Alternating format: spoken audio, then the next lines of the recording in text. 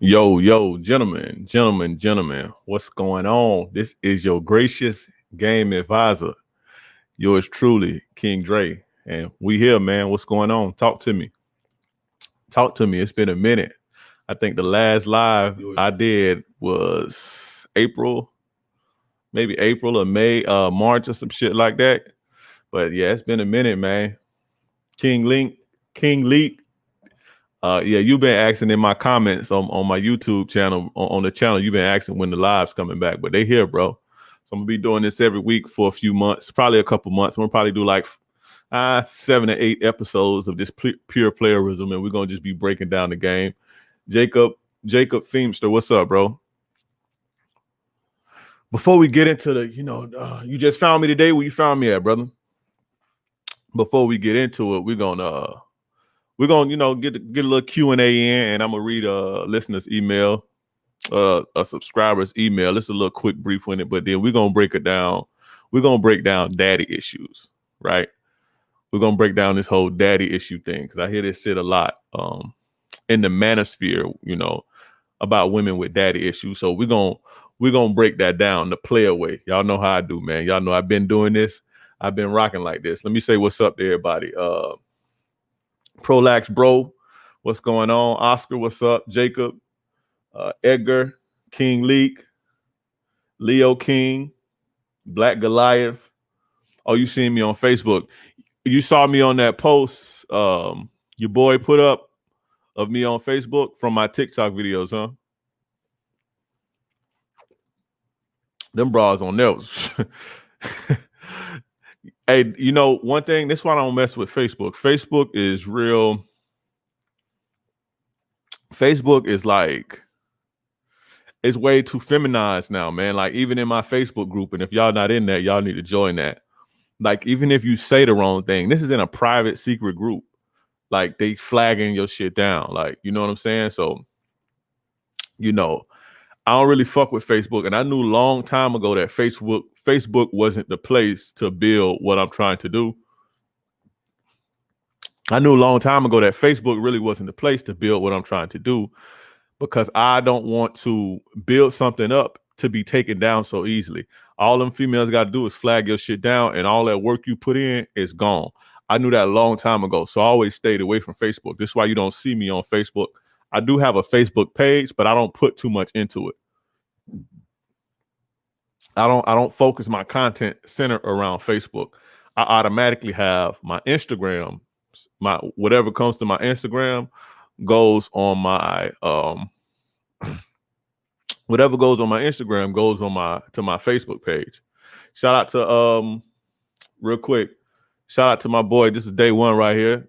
My boy Biz Young High Flyers. Go check my boy out. Subscribe to his channel. What's up, Biz? How you doing, bro? But yeah, so my Instagrams, I can have it straight to my Facebook, but I was smart enough to know back then, don't build nothing on Facebook, because it's not even like Leak said, it's not even racist. It's like feminized. Like, it's sensitive. Like, you can't say the wrong shit. You can't say, like, if you say, and what's crazy, bro, I've been doing this because in my group, it's been getting, like, a lot of posts been getting flagged down. So I made a dummy group. Right? On Facebook, it's so feminized that you can't even say the wrong shit. You say bitches ain't shit, or one guy put up a post talking about how he went on a date, but he used the word bitch. He was like, yeah, I went on a date with the bitch and I fuck. And they took the post down, and he got a strike. You see what I'm saying? From a private secret group. So if I made a dummy group, and where a couple of us, we just talking shit about men. Men ain't shit, saying the most vile shit about men, and nothing is happening. So I don't know, bro. Something is up with Facebook. So that's why I made that Discord. So if you're not on the Discord, get on the Discord. That's why I made that Discord. But yeah, I don't fuck with Facebook like that at all. But I was trying to build my group, my community, a community of men to chop it up together. I was trying to do that through Facebook, but Facebook on some bullshit, man. So like lately they've been flagging my shit down heavy, flagging the post in the group heavy. So we on Discord with it. Make sure y'all get the likes up for me. Make sure y'all hitting the like button if you can. I know some of y'all watching on y'all TV and shit, but you know, make sure you hit that. How did you get paid from these super chats? Because I don't know how to get paid from this. I don't know even where to start to even look. Like when you get a super chat, like how do you get the money from that shit?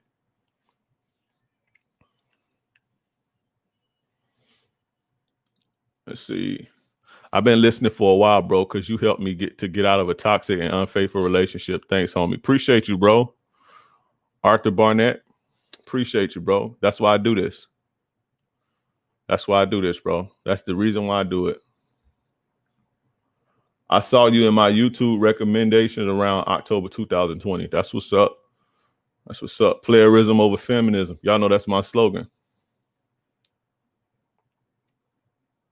YouTube gives you a certain cut after the live is done. Okay. For sure. For sure. If y'all got questions, y'all ask y'all questions now before I get into the game.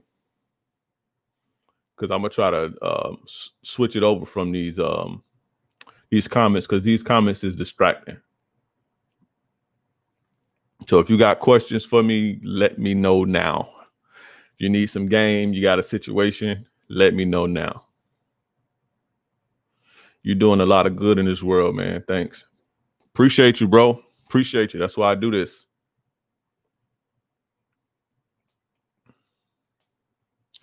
Talk about your rotation and why they are there.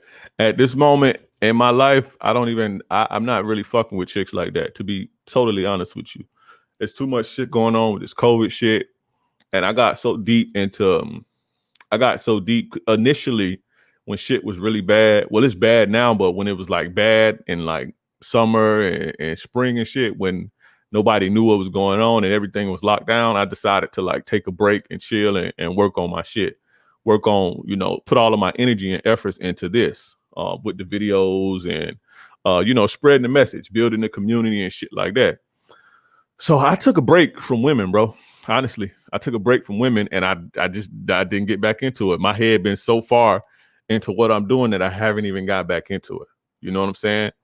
I fuck with a chick here and there, but as far as like actively getting it in, I've literally been chilling and grinding, bro, working. It's taking the opportunity, because I know once things get rolling in the world again, I know I'm gonna hit the ground running. You see what I'm saying? So, and a lot of the things that I'm doing now, I'm going to trick my mind into that I don't have the time to do it.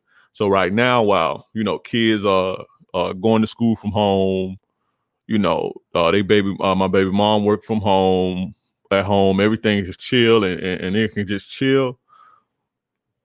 I putting everything into this grind and getting this word out. And like I said, I haven't even really even gave it any mind to even start even, you know what I'm saying? Like on some monk mode shit for real, you know, like an extended monk mode. So that's my dating, my rotation shit. You know, what do you think of pet names? They cool. I don't really dig chicks calling me like soft shit. So that's just me personally. I don't like them calling me soft, little soft, cute names. I don't really like that. I like people to, when they address me, to speak power to my name. Well, my name is King Dre. You know what I'm saying? And it's not to belittle anybody, because everybody can be a king in their own right, or a boss or a CEO in their own right. It's just like, especially with my chicks, like when like I hold chicks to a certain regard. So, and I want them to, when they address me, to address me a certain way. Like I don't let chicks call me the N-word. See what I'm saying? Like my homies and shit, they can be like, "What's up, my nigga? Nigga this, nigga that." But I don't let chicks call me the N-word. You know what I'm saying? Like you have to address me as my name or call me something that will empower me when you speak my name. This is a psychological thing to keep you, for them to keep you on a pedestal, and it's like a little psychological thing to maintain the respect. You know what I'm saying? Because it's hard to disrespect somebody who you look up to or who you have on a pedestal. or who you hold in high regard. So that's a little game to take with you. Always make your chicks call you empowering things. You dig what I'm saying? Let's see. Do you feel you can tell a chick vibe within the first few minutes whether y'all clicking out? Absolutely, bro. I've got so good and experienced. I can look at a chick. Like I know the way they walk, how they stand, how they move, the way they look, the way they turn their head. Like I can read a chick before I even talk to her, bro. Like I've done this shit so long and so much that I'm like at that point. So absolutely. Absolutely. Did you grow up with an alpha father figure, or did you get? I had to figure it out. My dad laced me with game when I was young, but my dad was in prison, so he was writing me and shit. But I didn't have my dad. My dad was in prison. My dad went to prison when I was like 6 years old, and he didn't get out until I was 30. So yeah.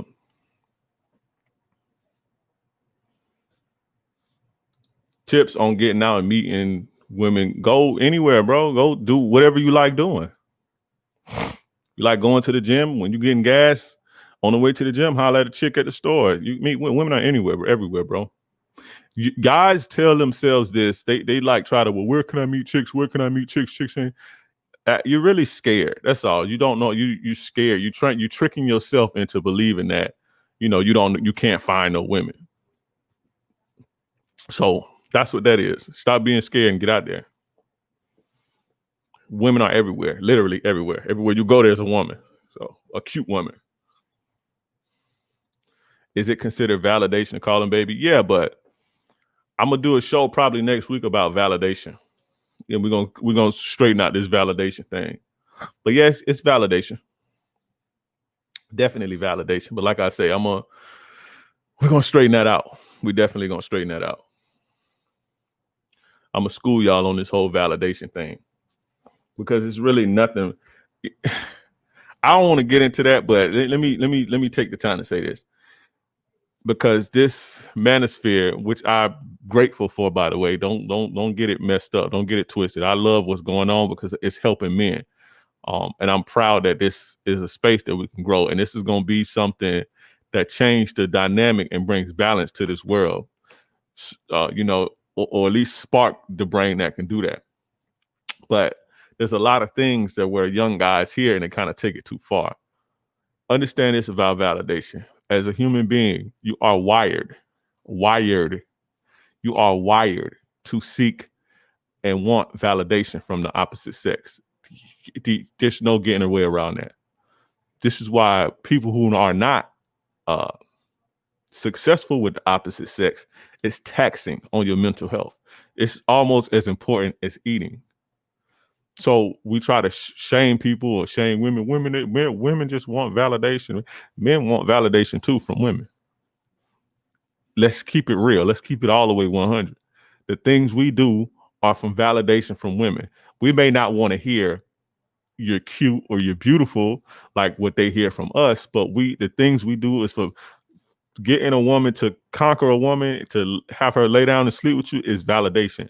Women bringing value to your life is validation. Her compliance and her cooperation is validation from us. Period. So don't let this validation thing and take it and run with it like, oh, it's bad. And yeah, it is what it is, bro. We wired to want to mate and seek validation with the opposite sex. That's as important as eating, fam. You know what I'm saying?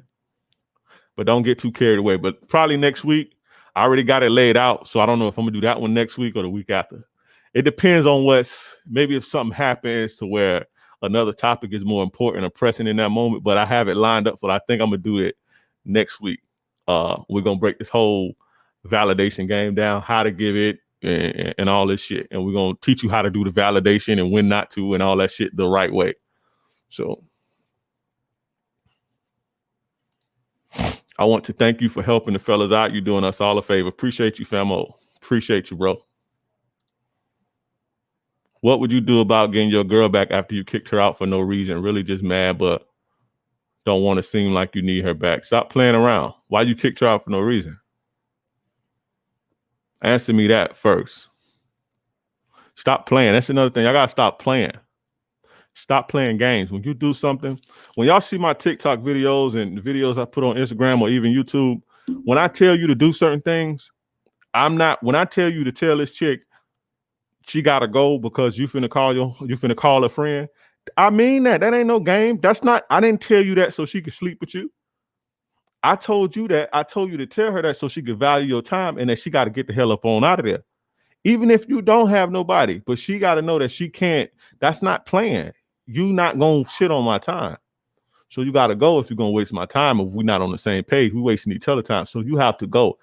You notice in that video, I didn't say, well, do this so she could say, fuck that. I ain't even about her sleeping with you. She need to know that she can't play with your time. Now, if she like you enough, she will, and she'll stop playing with you. But that's not why I made that video. I know how to be manipulative. I was a very manipulative dude back in my days. But I don't teach you guys how to do stuff like that. I don't want you guys to play because that shit come back and bite you in your ass. Playing around bites you in your ass. Like Austin Baldwin, it's biting you in your ass. You done kicked her out and you want her back. And now you're trying to figure out a way to play and seem like this and seem like that. You're going to be in an everlasting loop. You don't want the foundation of your relationships to be playing and bullshitting, bro. You see what I'm saying? You from this moment, you getting her act back, you're gonna always have to try to play some game because of how you set your foundation. Stop playing. If you're gonna kick her out, be serious. When I tell you to charge a bitch to the game, it's not to make her like you, it's not to make her want you. It's to get this bitch out of your life because she's making it difficult and it's gonna slow you down. That's why I tell you to do that, not to get a bitch to like you. You see what I'm saying? Stop playing. Y'all have to stop playing with these chicks, man, and stop playing with your life. Don't play games. It's called the game and shit. It's called the game because it's a game, but it's not like playing and manipulating and all that old bullshit. Like you playing games. It's just the game, just like the football game, the basketball game. It's the dating game. It's the game. Kicking game is knowledge or strategy. It don't mean play around and play with people's feelings and do this. Fuck all that. Stop. Playing games, trust me, I'm a living proponent of it. When you play games, you win prizes, bro. And the type of games you play, you're going to win them type of prizes.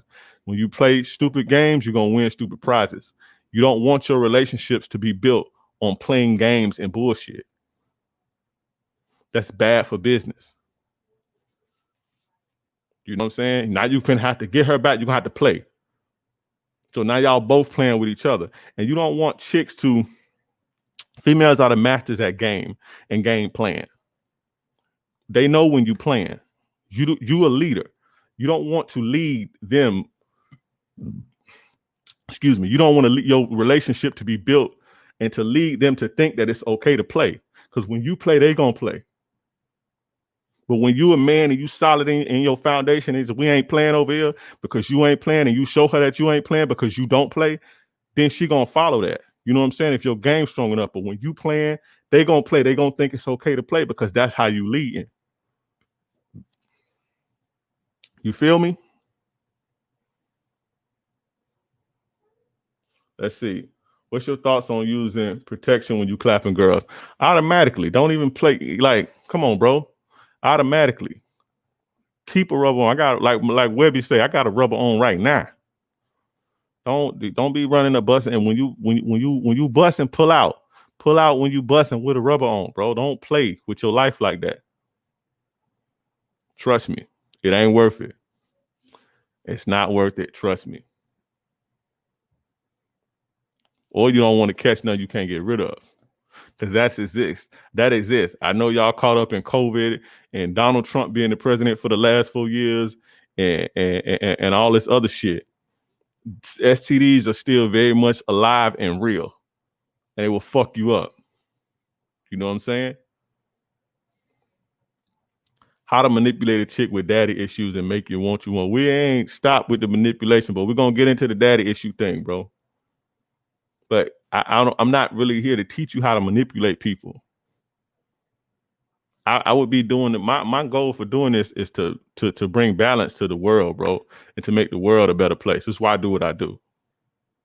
It sounds good because we talking about hoes and the game and shit like this. But my goal is to see men in a better place, so my kids could have a decent. It's not illegal to be a man when my kids grow up. You know what I'm saying? Because it's damn near illegal to be a man. And if it keep going the way that it's going to be illegal to be a man, to even think, to assert yourself as a fucking man. You see what I'm saying? So this ain't the manipulation show. If you want to learn how to manipulate somebody, you can pay me and I teach you privately. But I'm not going to do that with my platform, bro. See what I'm saying? Because it's kids and yeah, nah, bro. But if that's what you serious, hit me up and I'll teach you. Nelly Nail, my partner, my player partner. Nelly Nail, what's going on, bro? What's going on?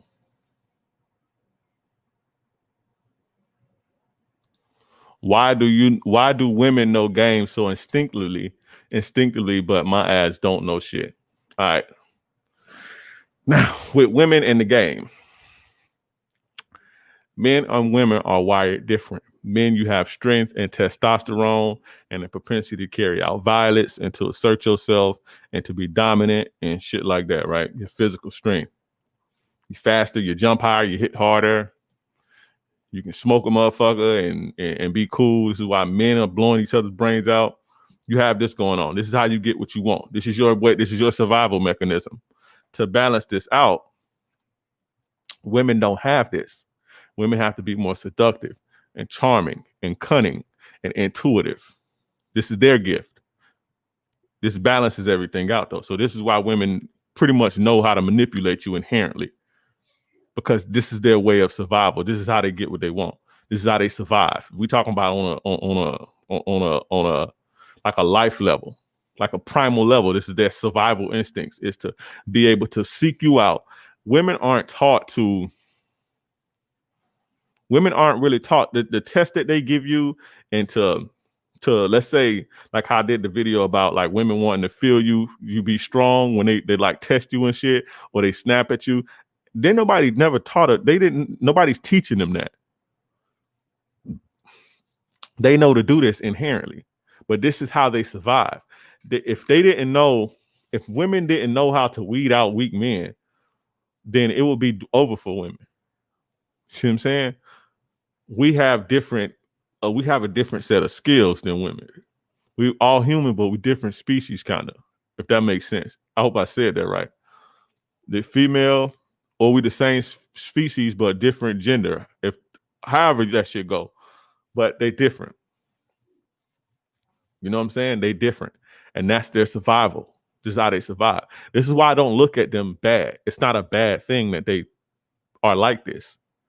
It's just their way to survive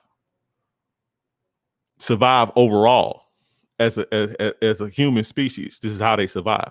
We survive a little bit different. We know how to hunt. We can kill shit. We can, you know what I'm saying? You kill a lizard and look, and you be straight.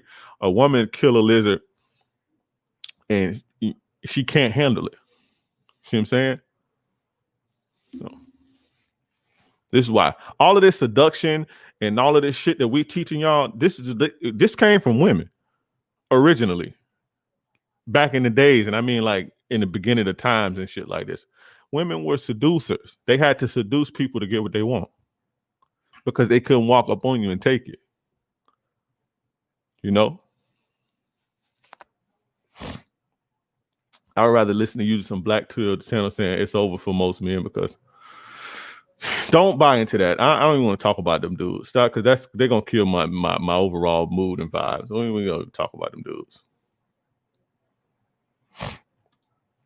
We appreciate this shit, my boy. I appreciate you. That was a serious question. How would you treat with chick that tells you she's only in it for the money? What you think? What you think, bro? What do you think? How many times you let a girl curve you before you cut her off and stop? I'm gonna be completely honest. It just depends, bro. I mean, you don't pursue her. Like, it have been some chicks that not that I chase them or pursue them, but you know, every time you see them in the club, you're like, "What's up?" You know, every time you may see a post on Facebook, it's like, oh, what's up with you? See him on Instagram, oh, what's up with you? You still with your man and da da da da. So they curb you and shit. It just depends, but you don't want to be chasing no bitch, like actively pursuing no bitch, and she actively turn you down. And no, if I like put my bid in with a chick and I know she ain't got no man and it's just like a flat out rejection or so, no, that's it. That's it. I ain't spinning the block. She had to come back to me. But you flirt with a chick here and there. She may got a man and she's like, oh, you check back in a couple months from now, you see her again at the store, like, damn, what's up with you? She can do that forever. How do you get over nervousness in approaching women? Sometimes you don't get over it. You number one, it's exposure therapy. Your nerves is just your body, right? Your mind, you scared, so your body is telling you. Your mind says fear, so your body is prepping you to survive. This is what fear is. The more you, like if anybody ever did anything like any type of therapy, you would notice something called exposure therapy. The more you do it, the more you become numb to it. The more your mind tells your body that this is okay. This isn't life threatening. This isn't going to kill me. So this is okay. The more you do it. So the more you do it, you have to do it to get over it. Like I still get nervous, like doing like when I cut the live on. Like I get nervous when I cut the live on and shit. I haven't done it enough. You see what I'm saying? Before I'm getting ready to cut it on, I get nervous. And sometimes you will get over being nervous talking to women, but then there's some women who, no matter what you see them, you're gonna be like, damn, and you get a little nervous. That's normal.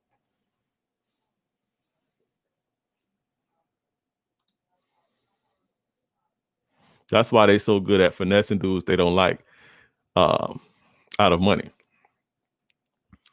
Yeah, and they know how valuable it is.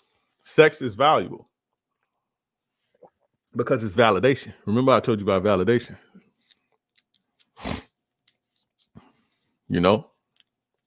Sex is valuable. But guys who listening, if you guys see any newsworthy content as relate to the game, send it to me. Send it to my email. Any videos that you think would make good content or that you would like to see me break down, send that shit to me in my Instagram. And if you guys didn't know, my course just went on sale.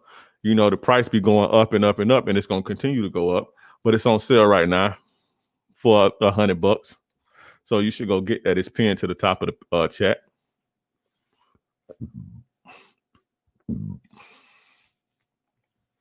So go get that.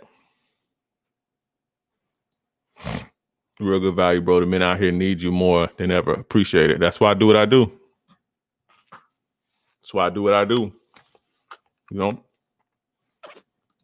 What's your opinion on Kevin Samuels saying that chick was average? That was his opinion. She asked him. Shout out to Kevin Samuels. She asked him. She called in. It's your opinion. You average. If you average, you average. Like he said, there's nothing wrong with being average. Most people are average. Most people are average. Why you think women want to make men less masculine nowadays? That's a whole nother topic for a whole nother day, bro. So I'll be here all day. With that, basically, it's almost like I don't want to say spiritual thing, but there's a war going on with the genders, and it's not a conscious thing. And it's shout out to Rollo Tomasi because he talked about this. I don't know if it was in his book or whatever, but he talked about this. It's basically a subconscious war for mating rights. Who controls mating? If you understand what I'm saying. Who controls mating? Mating is the most important thing. This is how the species continues. If we don't mate, everything stops. The world stops. So it's basically a control over mating. And right now there's no balance. Feminism did that. What we're doing right now, this manosphere thing, is what feminism was doing 100 years ago. It's a small group of people spreading their word and it's grown to what it is now. What happens is, throughout time and history, feminism became more corrupt and cancerous, and this is why you have the non-balance that it is today. But they want to make men less masculine, because when men are masculine, men are in control.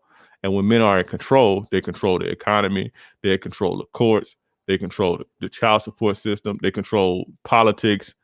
And I think they fear subconsciously a day where women don't have rights. Because being honest with you, back then, from the 1900s, like, that really wasn't balanced. It wasn't balanced to shut out people, to shut out women economically, completely. They can't compete. They have to depend on. That's not balanced. So, and the world eventually balanced itself out, and it went on and on and on, and now we have a world that's not balanced.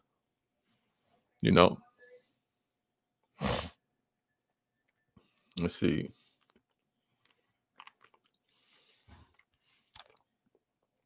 Well, man, my woman I feel like I'm being played by my chick. You feel like you're being played by your chick. How is she playing you?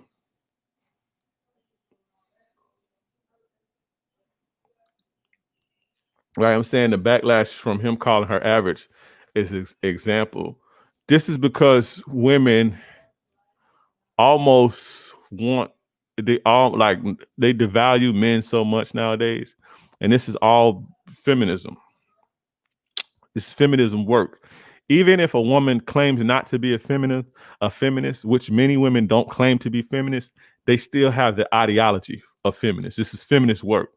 These are feminist writings. Just like in 10 years, the shit that we talking, most guys ain't gonna call themselves red pill, but the work we putting down is gonna come from this. So this is what feminism is. It's like I say, most women don't call themselves feminists, but they have the ideology. This is a feminist ideology. If you go read feminist books, it talks about thinking this way.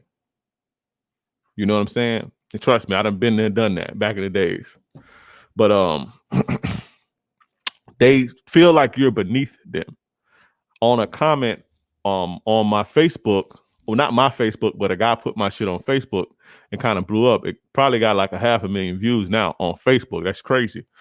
My TikToks, and a woman made a comment saying the disrespect in his tone. Without me asserting myself and teaching other men to assert themselves, because I make sure on TikTok I'm not calling women bitches. I make sure I'm not being disrespectful. And because I don't want that to be a person's argument. Like, I'm very strategic with the way I say certain things. I know how to say things to get conversations. I know how to purposely omit things so people can say, so it can spark something to people to want to have a conversation about it. So I'm very careful about how I word my things, right? I'm very meticulous like that.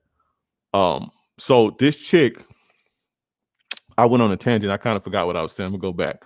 The chick was saying, oh, okay, yeah. In my thing, I wasn't being disrespectful, but her comment was basically that I had a disrespectful tone. This is because I was asserting myself and standing up for myself. And this is what I was teaching men to do. Pretty much stand up for yourself. And to her, this was real deal. And this comment had like 200-300 likes on it, I think. Maybe 150, 200 likes on it. And a bunch of comments like agreeing with her. And I commented, fellas, this is the space where we in, where women value you so much that the fact that you're asserting yourself is disrespectful to them. This is how much they look down on you. They look at you like a child. Just like if you have a kid, all my partners in here with kids know that when a kid assert themselves to you, it's almost disrespectful to you as an adult. If a kid asserts himself and say, hey, I don't want to eat my dinner, and he's assertive in what he wants, that's offensive to an adult. This is how women are looking at men now. My dude, this is not balanced. This is the reason why I do this. That's not balanced. When you have a society where women are looking at men who assert themselves and stand up for themselves as disrespectful, that's very dangerous. It is going to be illegal if we don't stop this shit. This is why I ask y'all to share it. Share your turn your partners on. Share the game. Share the game. Share the game. If we don't stand up and stop this shit, it is going to be illegal. Like we gonna be barefoot and pregnant in the kitchen with no economic opportunity. This shit is real. This ain't no game. All of this is to control mating, to who gets to mate, who gets to have control over mating. You see what I'm saying? It's a power struggle.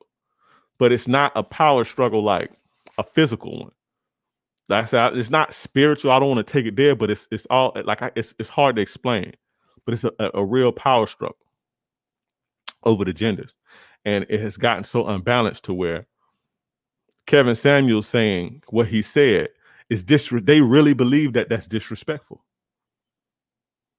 See what I'm saying? Because how dare he say that to her? She's the queen. You're a peasant. How dare you say that to him? Psychological power struggle. That's exactly you gave me the word for it.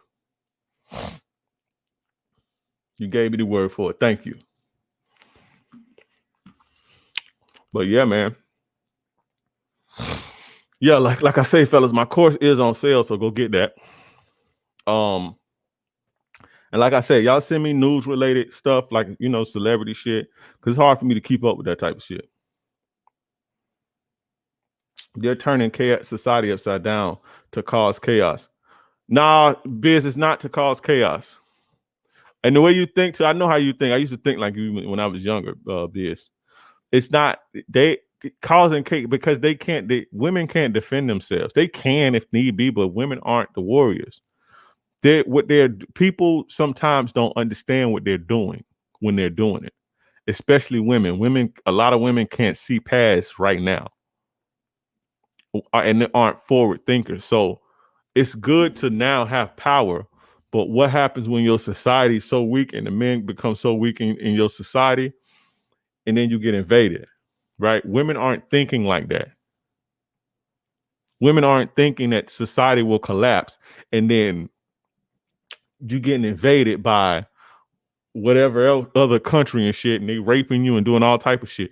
Women don't think that far. But this is what happens when your society gets weak and the men in your society is weak. But it's not deliberate. You understand what I'm saying, Biz? It's not a deliberate thing. Shout out GC. I got some new links, GC. I got some new links. I'm gonna post them. And not the cash apps and all that shit, because I got super chats now.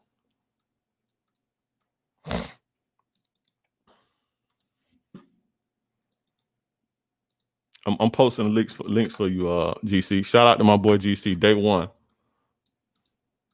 If you found me from TikTok, if you follow me from TikTok, press one. My boy Jeffrey, my boy JG, what's going on? It's another day one. We got my day ones in here, bro.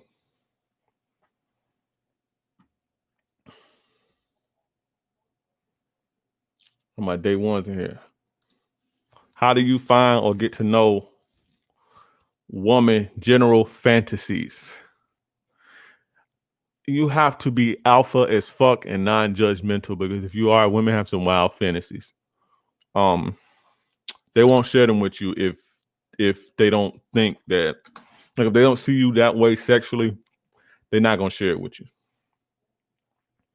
King Lee, you didn't find me from TikTok, bro. I meant I don't know what I said, but I meant TikTok. If you found me from TikTok, press one in the chat. King Lee, you didn't find me from TikTok, bro.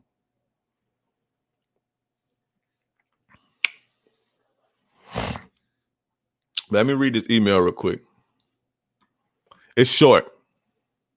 Before I get into that, do anybody got any questions? We got a lot of people in here. This is the most I had. It's the most I ever had. Get the lights up a little bit more too.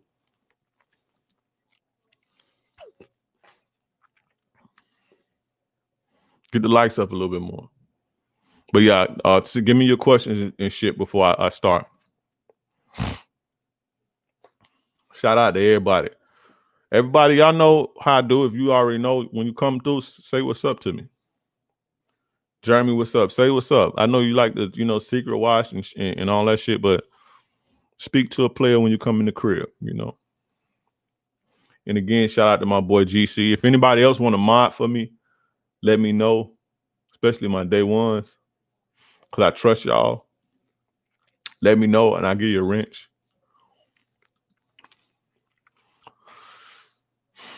I missed most of the video. No, you didn't, because I ain't even got into it yet. We just shooting the breeze right now. We just shooting the breeze. Yeah, JG, they soaking it up, bro. I get a lot of hate. I get a lot of hate, but it's all worth it. Dude messaged me and told me I stopped him from offing himself. I was like, whoa. It's like that. That's the consequence, though, of not being successful with the opposite sex. It's that taxing on your mental health. This is biology, bro. When you're not successful with the opposite sex, it will tax your mental health. It's imperative that you be successful. This is why I do what I do. You being successful gives you more confidence. I'm building you strong. Strong men make a strong society. When you're unsuccessful, it makes you weak. It makes you mentally weak. And when you're mentally weak, you become physically weak. And we got a whole bunch of weak men.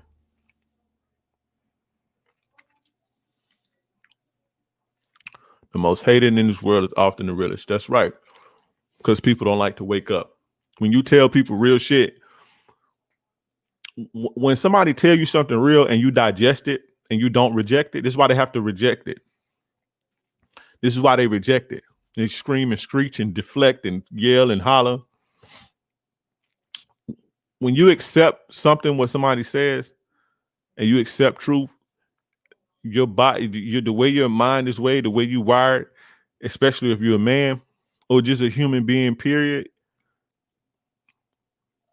like it makes you responsible to change it. You know within yourself that you're responsible to fix a problem. You have to fix a problem when you know. This is why people get high. This is why people drink all day, because when you know you have problems and you can't run away from it, your body makes you fix it. And you have to get up, and it's uncomfortable. So people just admit the truth. Like you say something to a person and they block it out. They'll hate you. People even kill you. Because you telling them the truth, then they naturally have to do something about it. Like your body makes you that way. This is my second super chat. I got my first one from Biz. Shout out to my boy Biz. I started following when you first appeared with the homie Lucario. Shout out to Lucario. I was like, this brother got real gang. Keep the fire coming, King Dre. Pure facts. Appreciate you, brother. True savage. Appreciate you. I like Lucario, man. Lucario, my boy. People like Lucario. I'm gonna keep it 1,000 with y'all. Lucario has a spirit, and I'm good with reading people. Lucario has a spirit that I always envied. I wished I had. Like he's so peaceful. Like I can just tell like he's an extremely peaceful person. I don't know his personal life like that, but just the way that he is, he's extremely peaceful. I always admired people like that didn't let things bother them, that didn't really seem like they didn't get mad. Like I always strive every day to be like that. So shout out to Lucario. That ain't game related, but I see that in Lucario. So shout out to him. Always aspired to be like be like that. Not let people get to me. Like if y'all follow me on TikTok, y'all know I answer all them shits. People say bad pussy shit to me, I respond to that shit. Instagram, YouTube comments, not really YouTube comments no more because it's hard to, like, I don't get to notifications like that. And it's like pointless to be clocking YouTube because the feedback not coming fast like that. So, but yeah, y'all know I respond to everybody and shit. But Lucario has this spirit to where it's just like peaceful. He's a peaceful person. Seems as though like he's happy and just content and happy and peaceful.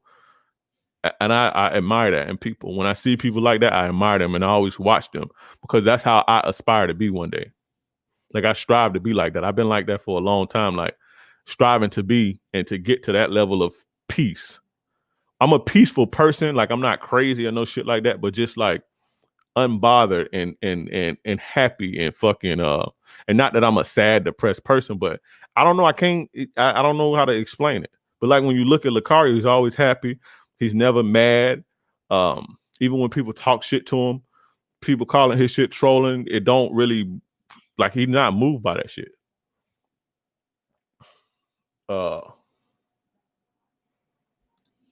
That's crazy. That's one of the main reasons I fuck with Lucario too. Yeah, bro. I love people like that. What cologne you wearing? I ain't wearing shit right now. I started following Dre, seeing him, Professor Rich debating those black pill dudes. He was hitting them with ether. Yeah, man. Dude's weird, bro. But let me get to this email that I got. It's short, but I haven't even put too much thought into this because I opened it right before I started. I said, let me throw this in here because I want to address this. Right? I read it one time, so I haven't even put too much thought into it. But man's, like they say in the UK, man's email me, says, been seeing a girl for 7 months. She leaves to Washington. I'm stationed in Kansas. Pause. Military men, stop taking women serious. Stop it. Stop it.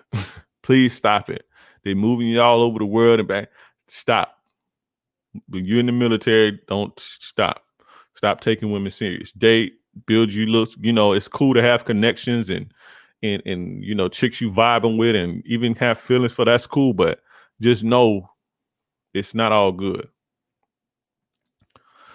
Shout out to Austin Baldwin. Thanks for that real talk. It's always heat. Appreciate you, bro. Austin Baldwin. Thank you. That's crazy. I would never dream that I would be sitting here getting paid to do this. Like niggas is tipping me for spreading. Like if you told me this 10 years ago, I'd be like, get out of here. Fuck out of here with that. But anyway, my man say, been seeing a girl for 7 months. She leaves to Washington. I'm stationed in Kansas. Ever since she's been saying that she needs space and shit, but won't explain why and shit. Yo, y'all gotta write better. I'm just trying to get what she's feeling so I can move on, but she's beating around the bush. I need help moving on. So basically, a super sticker. I don't know what a super sticker is. What is that? I don't know what a super sticker is, but appreciate you for that. I appreciate you, bro. But basically, my man was in the military. And he in Kansas. The girl's leaving to Washington. Ever since she found out she was leaving, she told him that she needs some space. And he's badgering her, trying to figure out why, but she won't explain why. And he wants to understand what she's feeling so he can move on. But she's beating around the bush. I just need help moving on. First, understand this, guys. This is what I need you guys to understand. First things first. And this just crossed my mind. I didn't even see this. I didn't even think of this when I was reading this the first time, but it just caught me. So first things first. Stop trying to figure out the way women are feeling. We speak totally different languages, and you're not going to get the way that they feel, like, or the way that they're communicating with you is not going to make sense because we don't talk the same language. You ever sat and listened to a bunch of females talk, and it's like, what the fuck are you talking about? What the fuck are y'all talking about? But they understand each other perfectly. It's the same way how you can say something near and like clear as day to a woman, and she'll be like, well, what do you mean by that? And then you get offended, like, bitch, I just said what I said. Like, did you not? She didn't hear that though. She didn't hear what you said because we don't speak the same language. So stop trying to understand. Well, I just want to understand what she's feeling. It ain't for you to understand. Stop giving a fuck how they feel. Like, and I'm not saying if you got a girl, don't care about her and shit like that, but how they feel is how they feel, bro. It's not even for you. They don't even care that you don't worry about that. She can't even explain that to you. This is how you like women can know that like they can like not be attracted to you and they'll be knowing this for 6 months and they be left a relationship in their head. They've trying to tell you in ways that they think you would understand, but you blindsided by this shit because it's like, damn, where did this come from? She been trying to tell you, you just don't speak her language. But then it's like, damn, her friends know. You like, bitch, how can you tell your friend? Like, how your friends know, but I don't know. They can understand each other. You see what I'm saying? So that's first things first. Don't worry about that. He wants to understand how she feeling, and it don't even matter if she wants space and she finna leave anyway. That don't even matter. When women don't want to be with you and they want space and shit, let them go, man. Stop holding on to it. Let them go. You begging and you're not doing anything but making it worse. I wish you guys understand it. That should be the first thing a boy learns. When a boy starts dating in middle school, and we should teach little boys, when a girl don't want you, let her ass go. Because trying and doing anything to show an interest or it turns them off where it makes it worse. You see what I'm saying? Let them go. When they want to go, let them go. It's over. If she decided in her head that she wants space for whatever reason that she wants space, but we'll get into why in a minute. If when her mind is made up, there's nothing that you can do to change that but to walk away from her. There's nothing that you can do to change that. But let her see what it feels like to be without you. That's the only thing that works for women. You have to show them what it feels like to be without you. Nothing else works. Beating a woman don't work. Badgering her don't work. Arguing with her don't work. Negotiating with her don't work. Nothing works. They have to know what it feels like and see what it feels like to lose you or the thought of losing you. This is the only thing that works with them. So understand this. Stop badgering her. The girl wants space. I hope you listening to my dude. Let her get her space. Don't even worry about why, because you're not going to even understand. You see what I'm saying? You're not going to understand. And if she tell you, you're not going to accept it. If she told you why, you're not going to even accept it. Don't worry about that. Let me tell you why. Because she's smart enough to know that it's over. She's smart enough to know that long distance relationships is pointless. That's why. And she's probably screwing somebody else. She probably was screwing somebody else 6 months ago because she knew she was leaving and it was hurting her and she needed to get over it. And so, that's why. She's beating around the bush because you can't handle the truth. She know you can't. This is why it's always important to be strong. When you're weak, when you're a weak person and women see that you're weak, they know that they can't be honest, even if they know that you may not understand them. But when you're a strong, solid man, women can express themselves to you, even if you don't get it. But they're comfortable expressing themselves to you because they know you're strong enough to handle it. When you're weak and they blocking you, trying to find them, and they leave you like, baby, please, and acting weak, they'll never be able to express how they truly feel to you because they know you can't handle it. They know you can't handle it. I just need help moving on. It's over. I hope you're listening. It's over. It is over, Playboy. Move on. There's nothing you can do about it. Nothing. Let them go. Fellas, let their asses go. If they want space, give it to them. They'll be back. And besides, it's 5 billion women on this planet.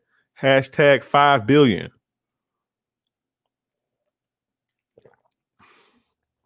But I just wanted to get into that real quick. Let me read some of these comments before we get started. Who here from TikTok? Shout out to my TikTokers. If y'all didn't know, I've been doing this for a little minute. Coming from a Marine vet, don't take any chick serious. Women should be relentless in proving themselves to you. And if you got one thorough chick, get another one on your team. Right. All facts. All facts. Man, has changed my mindset, to be honest. Legitimately like a father figure that I never had. Cheers, man. Appreciate you, bro. That made me feel good.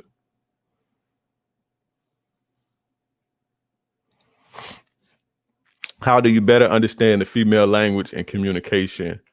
That's always been a weakness of mine. When you deal with them, you pay attention when you deal with your female. I've always wanted to, it sounds bad, but I've always wanted to have the upper hand in my relationships. Since I started dating, I wanted to have the upper hand. And that's why I sought out to seek the type of game, because I wanted to know how to keep a bitch on her heels and on her knees. And so I paid attention to women and what they did.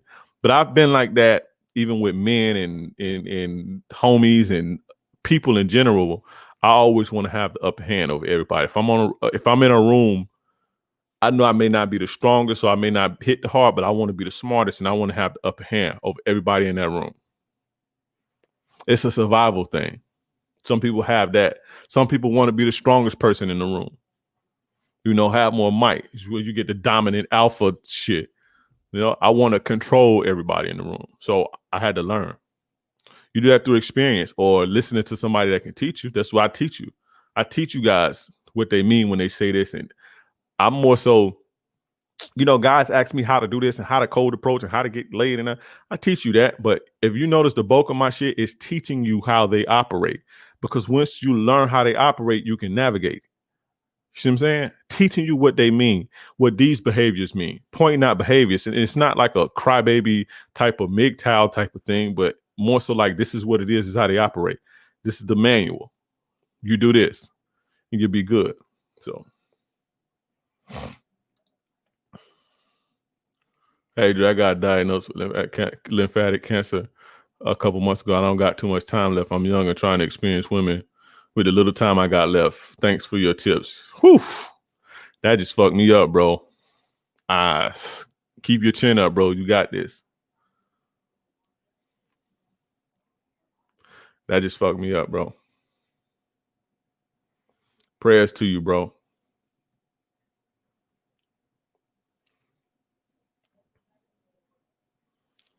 Yeah, that fucked me up. Sorry. Sometimes we need to step back and not have the security of your love. Absolutely. Tanya J.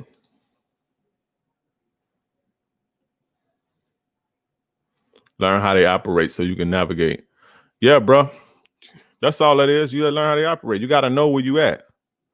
Know where you playing. But like I say, I took things more seriously than just, you know, I always been, you know, trying to get some ass and knock them down. But I wanted more. Like I want to.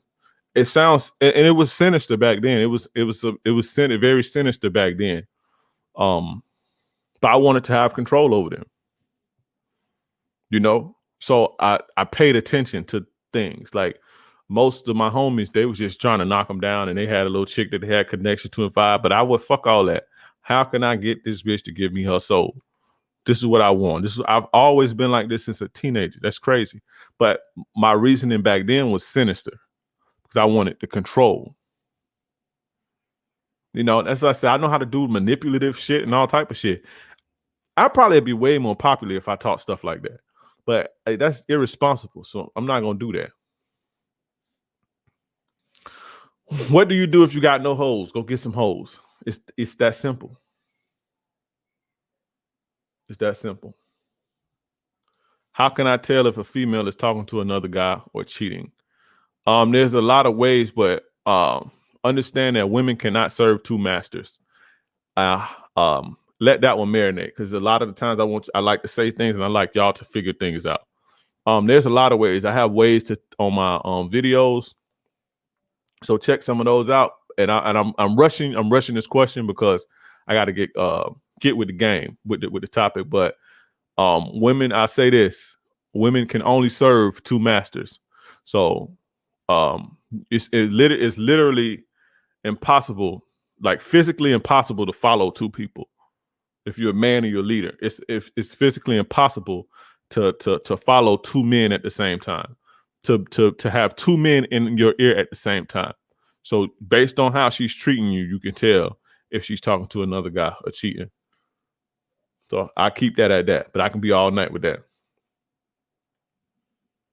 Congrats on that artist sharing your shit. You're about to blow up. Yeah, I didn't even know dude was like a big artist who shared it. He said it helps his relationship. So that's cool with me. And that's why I asked him. I was like, y'all be on that Derek Jackson shit. Name me. I ain't seen one person that says Derek Jackson, one woman ever said Derek Jackson helped me save my relationship or help me fix my relationship. I ain't seen that one time.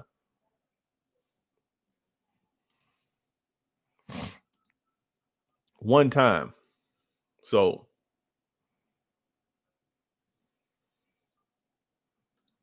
what are your views on DMing women? Met a woman recently but didn't get her info because thought the dude she was with was her boyfriend, even though she was choosing. But you got leverage there. You just be like, I'm messaging you because I ain't know if that was your dude and I ain't want to disrespect. So you ain't got to make it like you was just, I seen you, but I was scared to say something, so I'm messaging you. Just be like, yo, I didn't, that dude you was with, I didn't want to disrespect and cause no problems and shit because that's not the type of time I'm on. So I'm just trying to figure out what that was about. Because if that wasn't about nothing, I'm on your head. What's happening? That's all. MD Fashion Code. No, it was somebody else. I don't even know who that is.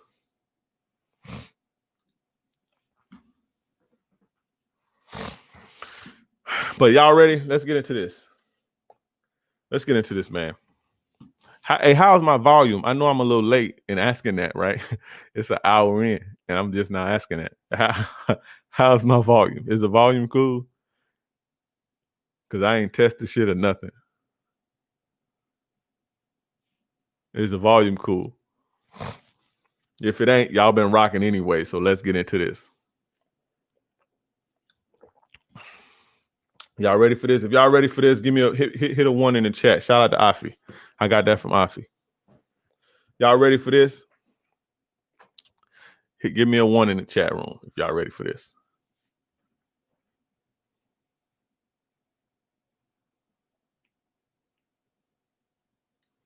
Give me a 1 in the chat if y'all ready for this ism. We about to go in. I'm about to set the record straight with this daddy issues shit.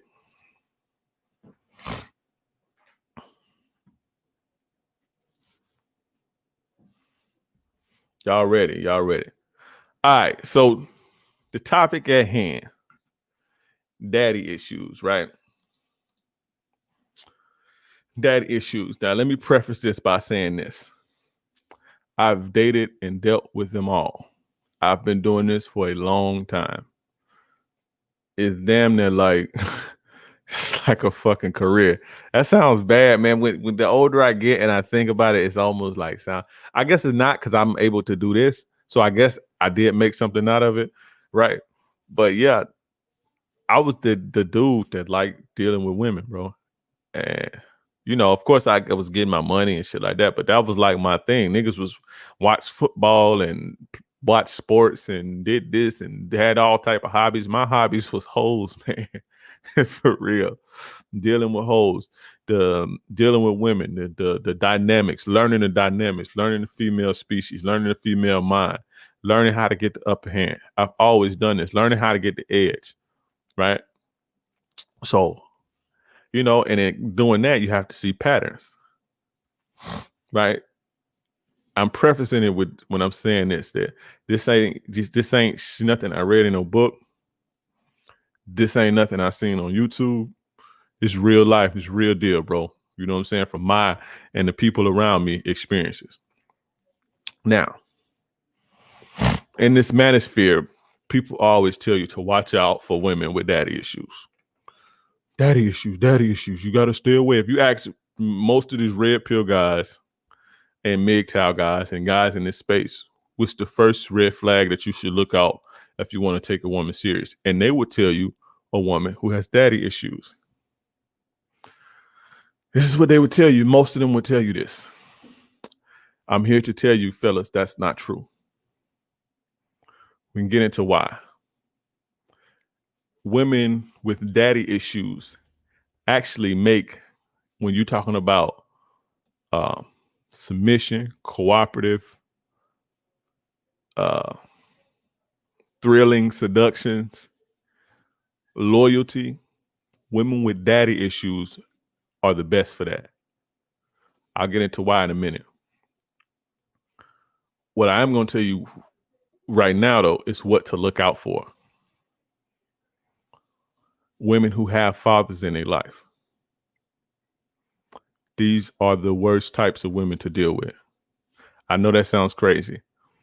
And I say this generally speaking because most guys spoil their daughters. Now, if you have a well-balanced guy, then that's fine. But even still, it's not that she would be the worst, but they're a little more difficult to crack, right? As far as when it comes to getting compliance and submission, especially in today's time, in today's climate. But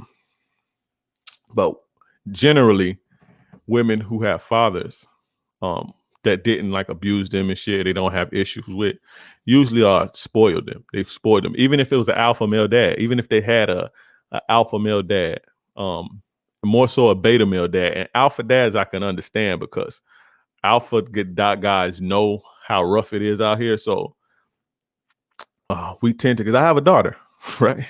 I have a daughter. So you tend to go overboard in protecting her, right? So alpha, beta dad, whatever. But a spoiled woman who was spoiled by her father, and this is most women who's fortunate enough to have fathers in their life today, are spoiled. These are the worst women to deal with, fellas. I know this firsthand. And if you go back and audit your relationships and your situations, I'm pretty sure that you would see the same thing, right? They're extremely entitled, right? Extremely entitled. They feel like you owe them something. They feel like the world's owed them something. This comes from overdoing it, a father overdoing it, overdoing their love. And you can never have enough love for a child, but I say love in the terms of giving gifts and never telling a person no, never telling a kid no. Even if a boy, when you see a little boy who was spoiled by his mother, you get the same thing. Women have the same complaints about mama's boys, which is true. Real mama's boys who were spoiled by their moms and shit are some of the bitch ass, like, and I hope I'm not offending nobody, and you know, that was mama's boys, but to me, and people know guys like that are some bitch ass dudes, right? They hard to deal with. Women find them hard to deal with. When you hear women complain about guys, they'll tell you mama's boys. I don't like mama's boys. Just because these niggas are entitled. They don't want to work for nothing. They think a motherfucker's supposed to give them something. But women with, women with fathers who spoiled them, which is most women. This is why I say I would just leave it at women who have fathers in their life. They're very entitled, man. They think you owe them something, and it never stops.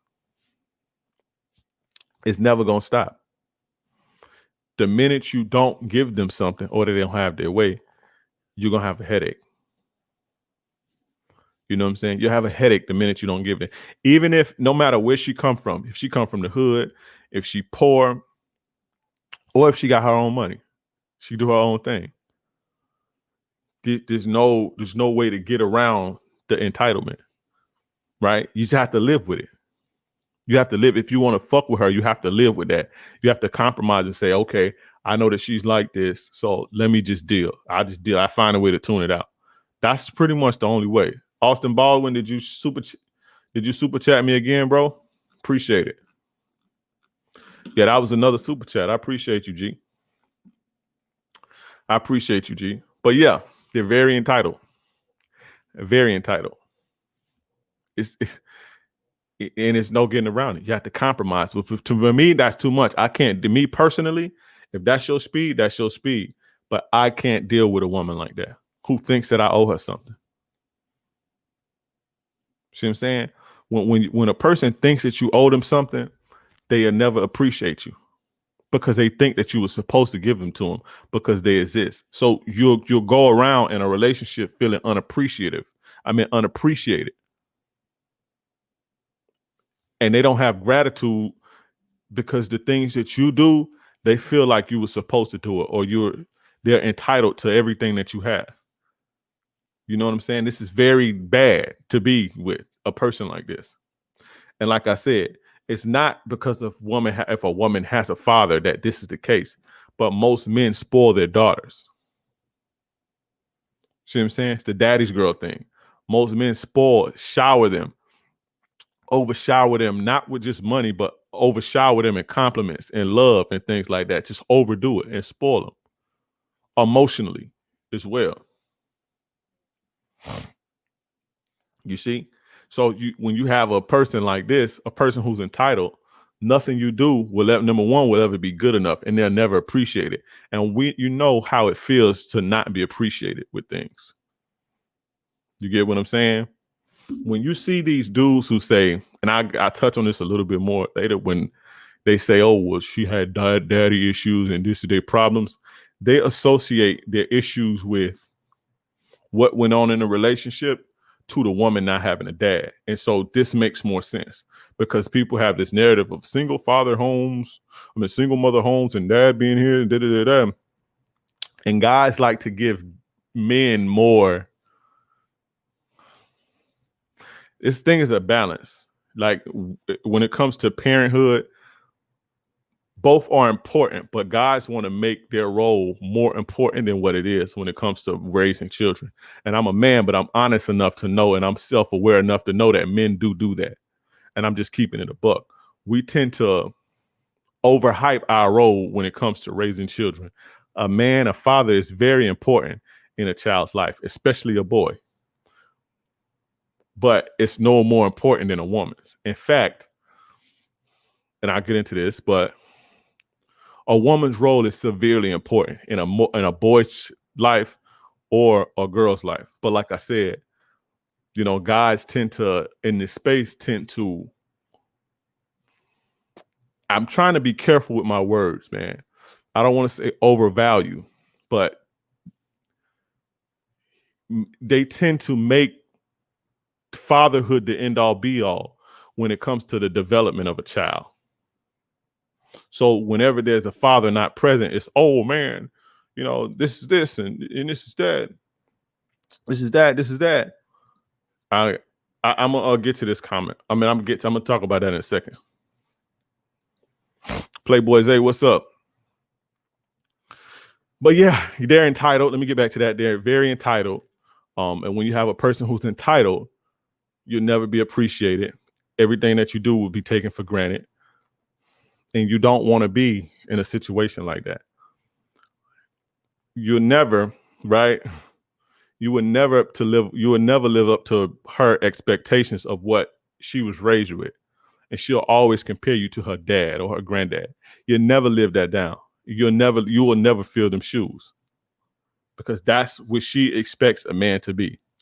She expects a man to be to go above and beyond. It goes back to entitlement as well.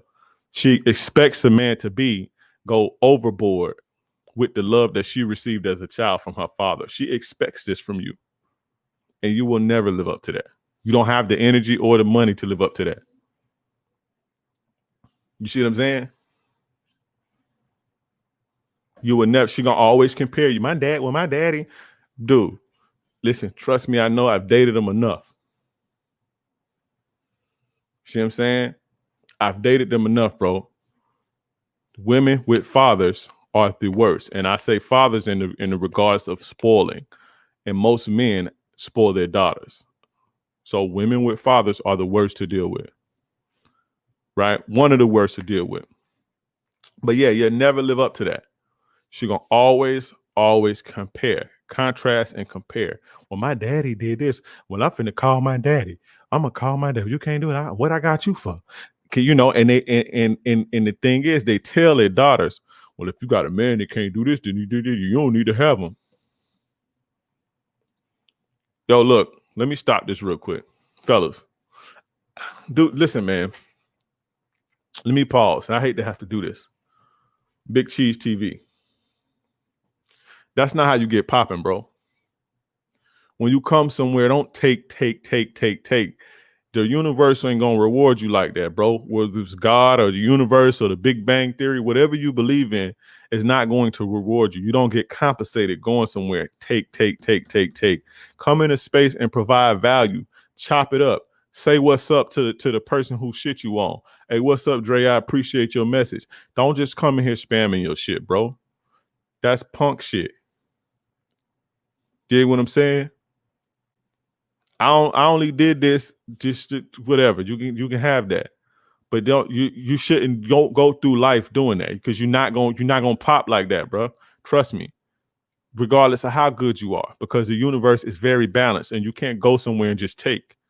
Come in here, speak. What's up? I appreciate you. Chop it up with people first. I usually will block you, bro. You know what I'm saying? I would usually block you, but I ain't gonna do you like that. And I'm gonna let you get your shit to 1,000 subs. But it ain't gonna matter if you're not playing the game how it's supposed to be played and earning your keep, bro. And just coming somewhere trying to take. Niggas, they hit me up, sending me they links and watch my video. Don't even say what's up or nothing. Hey, watch my video. Go check my shit out. Nigga, you don't sub. You ain't even. I look on your page. You ain't even following me. You don't like my shit. You don't engage on my chat. Like, fuck you. Fuck out of here. But I try to use it to teach cats that that's not how you pop. You're not gonna pop like that. That's not a grind, bro. Coming somewhere and saying, hey, check my shit out. That's not a grind, bro. That's not grinding.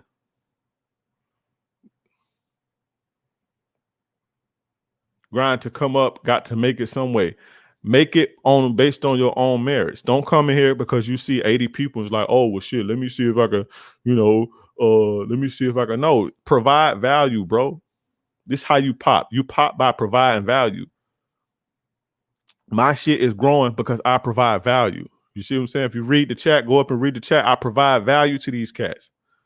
So the universe rewards me for providing people value. I didn't just go on. You don't see me in niggas chat talking about, hey, subscribe to my shit. That ain't gonna work, bro. You think these motherfuckers? I hope they do. Y'all should go subscribe to you. But you doing that, niggas got a sour taste in their mouth about you. Do shit the right way, bro. Give. If you're gonna take from me, give to me. You feel me? That's man shit, bro. That's grown man shit. You're gonna exactly. You're gonna get out the game what you put into it, period. And if you go taking, it's not balanced.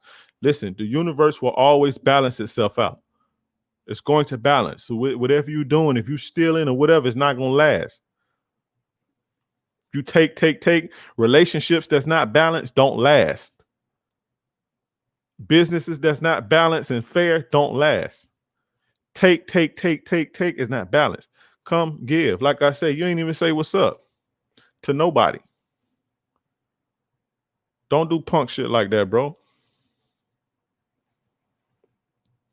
But anyway, I try to, and that's just for anybody else that's thinking that that's the way to do shit. Going on YouTube channel spamming your shit. Don't nobody care about that. Engage. If you see a YouTuber, his channel, his comments popping, go in there and talk with the people and provide value and say what's up, or give words of encouragement, or say, oh yeah, I'm fucking with the shit, or provide your own input. That's that. Then people see, oh shit, they look on your shit. Oh, he was talking about something real. Let me check him out. But when you be like, hey, go check my channel out, I'm about to blow up, get me to subscribe. Nigga don't want to hear that. You like the people calling for your extended warranty. They calling your phone for their extended warranty. That's just people that do that is just like that. It's like a bug. Don't do that, bro. That's grown man shit. So you youngsters out there, peep that. Don't just go somewhere trying to take. What's up, building self, my bro? What's going on, bro? Please write a book. I'm bad with memorizing, bro. I got hundreds of videos across several platforms, bro. That's better than a book. But anyway, I was saying, you would never live up to, to her expectations because of how her dad did her, how her dad showered her with money and, affection and emotions and shit. You'll never live up to that. And then, like I was saying, the dad tells them, well, if you can't, if you ain't, what you got a nigga for if he can't do you like this? So they think this. So now here you are competing with a person. You can never love a person like you love like a mother or a parent loves a child. You'll never be able to love her like that.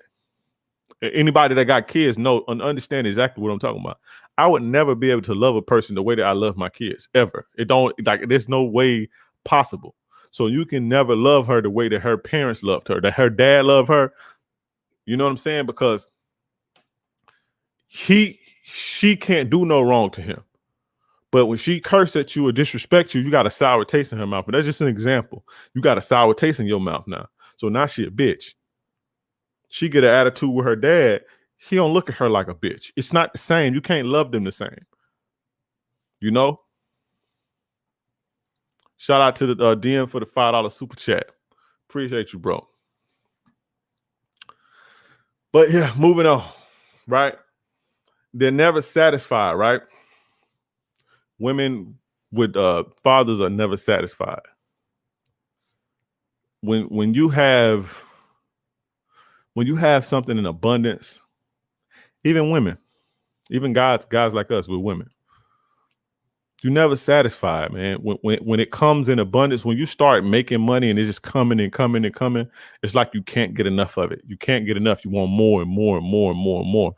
This carries on from their relationship into their relationship with their parents, into their dating relationships. You know what I'm saying? Never satisfied. They want more and they want more and they want more. It may be days that you don't have the energy to give. It may be a week or two. It may be, sorry, I was reading that comment. It may be a week or two before it may be a week. That's why I like reading the comments. I'll be thrown off.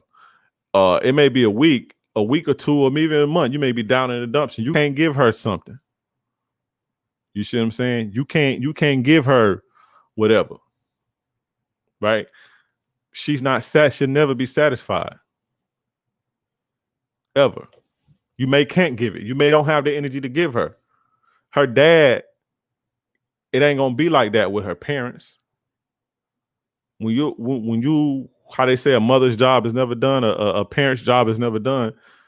Like I'm gonna have to be there for my kid. I have to be there for my kids even when I don't feel like it. It's not the same for like a woman or another person or a person that I'm dating. You see what I'm saying? So when it comes to her and her relationships, it's like you can never do enough. And then when it gets to the point where you don't even have it to give, you don't have the energy to give today. You don't have the energy to give this week. You don't have the money to give her or the affection or the attention, or your mind somewhere else, or you got to work on this. Like what you did will never be enough. They start telling you shit like, you don't ever do this. You don't ever do this. It just never satisfied, bro. So I hope y'all took something away from that. I hope y'all took something away from that. But I ain't done. I'm going to keep dropping it. But yeah. Women with fathers who spoil them. Women with fathers, basically, in this society, are some of the worst mates to have. Now, if she come from a background where her father's balanced, fair, just, and she's not spoiled, then okay. Still a little bit. You still have to be on your A game. You can't slack. But that's a little bit better. That's a better type of You know, it's a better type of thing, a better dealing. Now, guys tell you to look out for women with the daddy issue. This is the biggest red flag. That's not the biggest red flag. Y'all want to know what the biggest red flag is? A woman with mommy issues. Women with mommy issues who have issues with their mother that abandoned them. This is the red flag, fellas. Audit your relationships. Go back and pay attention. If you dealt with a woman and she was like bugged out, it seems like she didn't give a fuck about nothing, or at least about how you felt.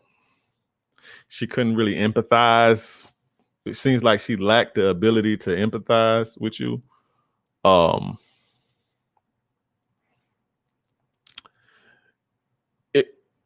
If you audit these situations, more than likely there was an issue with the mother, whether it's abandoned or they have a sour relationships. And I'll get into this in a minute too. Hopefully I don't forget. It's more than likely a situation with the mama. It's very common. Back earlier when I was talking about, you know, the role of a fatherhood and how we kind of overhype it. But what we do while we overhype how important fatherhood is, we devalue how important motherhood is, bro. Listen, the women are pretty much the heartbeat of society and the world. Weak men make a weak society, bro, but a nation of women who are, how can I say this? Not right, fucked up, damaged from bad mother relationships is just as worse as a society of weak men. And this is what we have going on. Audit. See, y'all are taught to, what's up with the daddy? What's up? How's your relationship with your daddy? That y'all don't, when y'all on these dates and y'all getting to know them, y'all don't ask them what's going on with their moms. Y'all don't ask them this shit. And then when you get with them and it's like, damn, why is she so dirty? Like, why is she doing me like this? Why is this, you know, just some mommy issues, bro. Your mother gives you the nurturing spirit. Your mother gives you empathy, right? Your mother gives you care and love and emotion, right? And teaching you your father teach you right from wrong and shit like that, but like really instilling in you your values, this comes from motherhood, bro. And I got to start speaking up about this more, about this overhyping fatherhood and devaluing motherhood. We devalue motherhood, bro. This shit is very important. Motherhood is extremely important. Look at the hood. The hood ain't like it is because there's no fathers.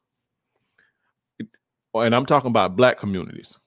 This single motherhood is rampant in all over the place. It's not just with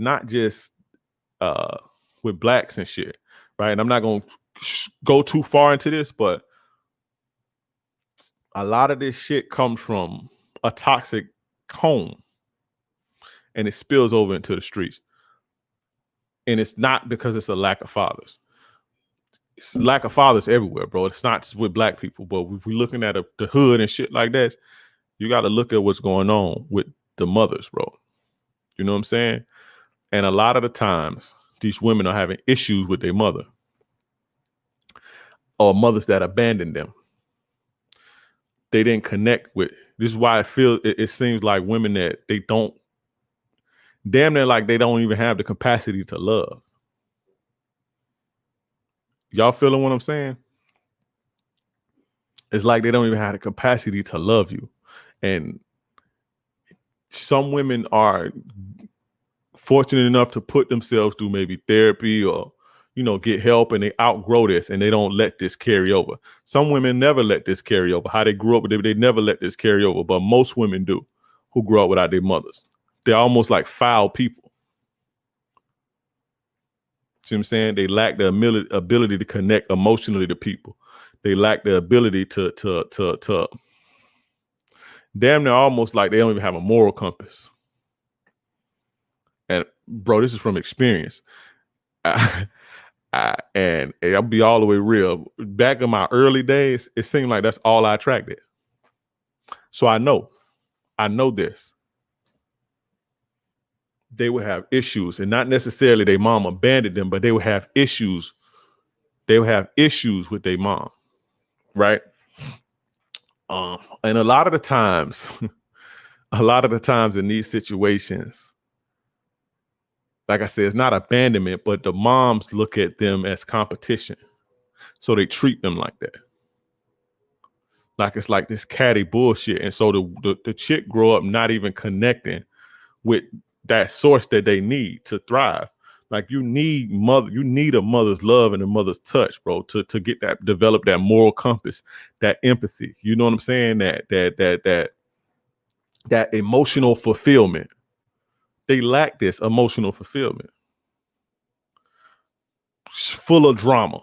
You see what I'm saying? It seems like they always about drama. Chaos. No order. You see what I'm saying? Don't know how to nurture. This is the red flag, fellas. Ask them about their relationships with their mothers. You feel me? If a chick has relationships problems with her mother, you should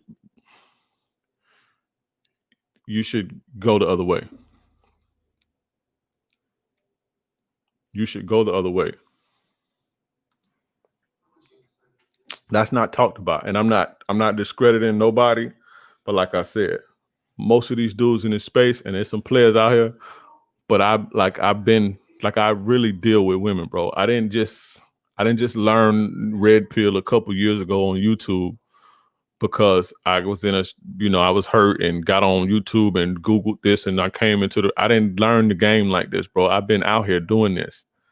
Women was my hobby for all my life. That was like how people play basketball for sport. I played hoes.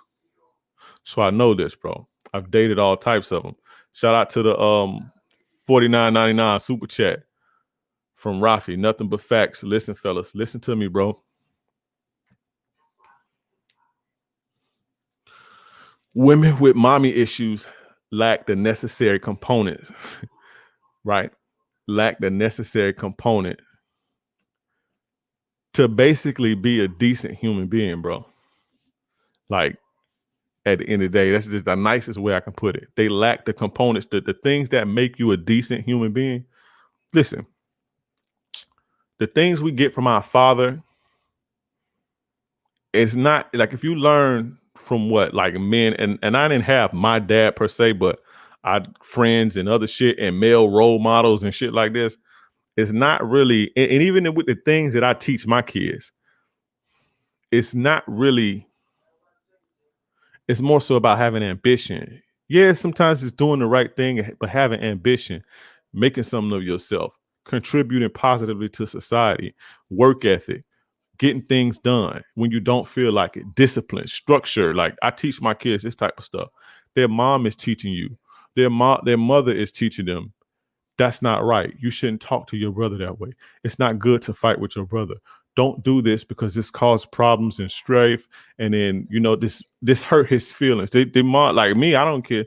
I don't give a shit about if they fight. Just don't kill each other. Like, I don't care about stuff like this.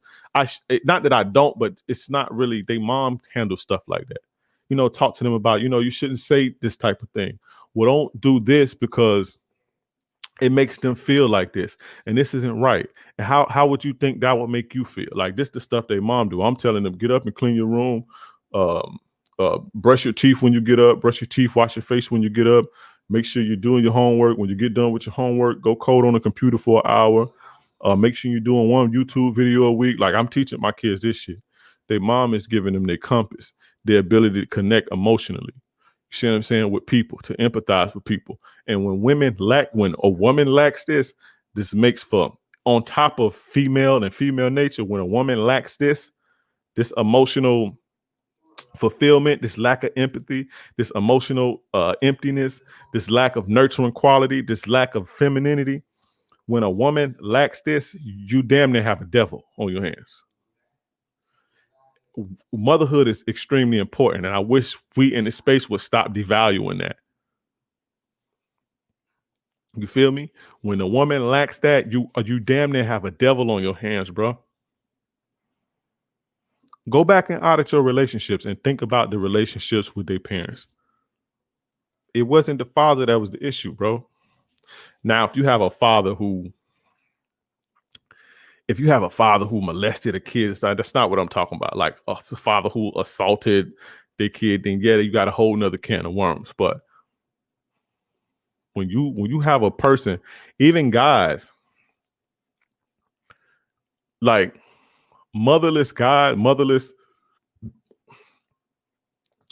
typically motherless men treat women like dog shit.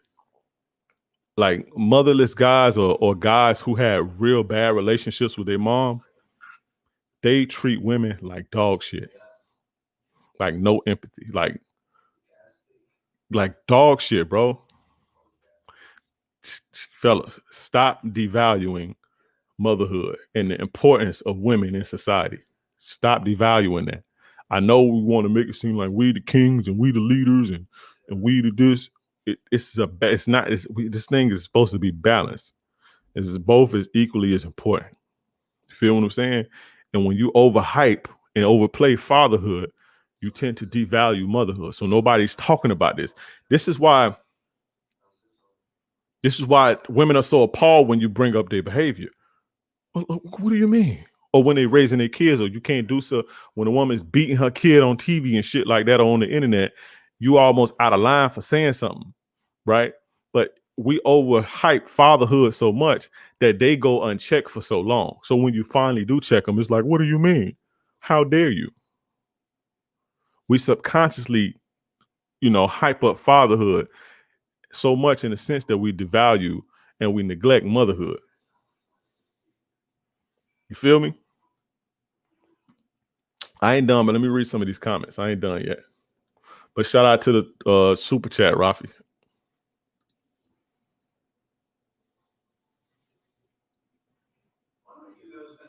Why do you feel attracted toxic women at it? Because I was in a toxic place, and toxic attracts toxic. I was a toxic person. Oh, that's what you attract. That's what I was attracted. I just sat and told you that my reasoning for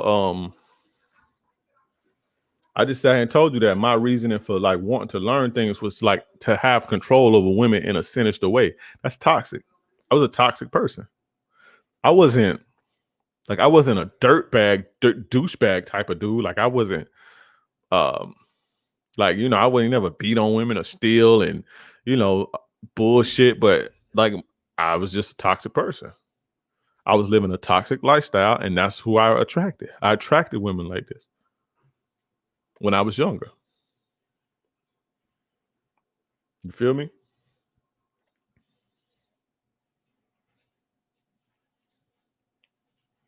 Y'all feeling the game so far? I ain't done. Press 1 if you feel in the game. Shout out my boy Afi.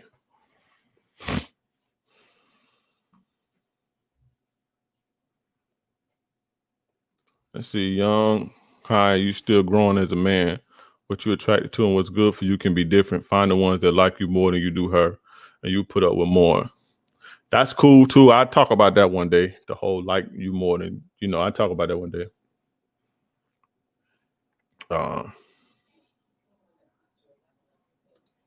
How does a bad guy with a bad relationship with mom learn to treat women better? You have to make a conscious effort. Number 1, go get therapy.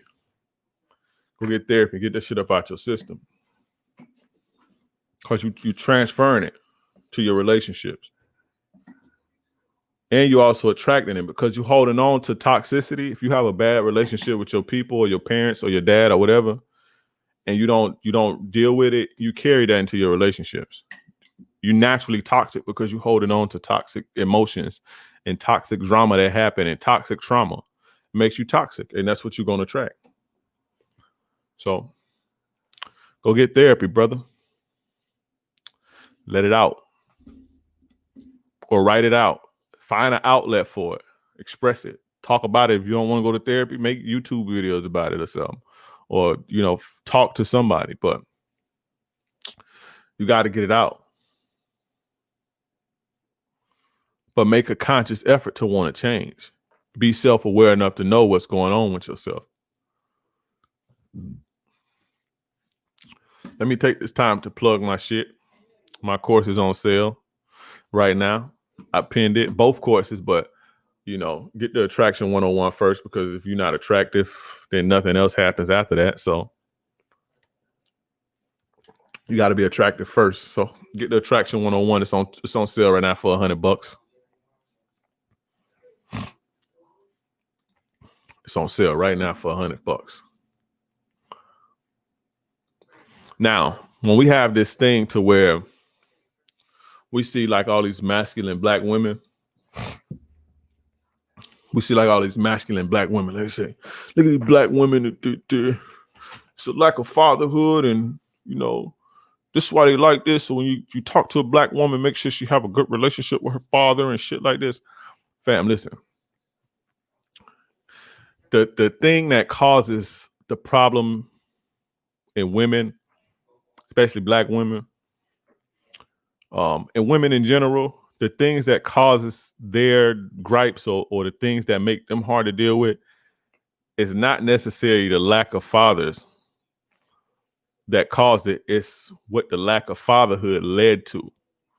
And what that led to is being susceptible to any man's energy without knowledge, if that makes sense.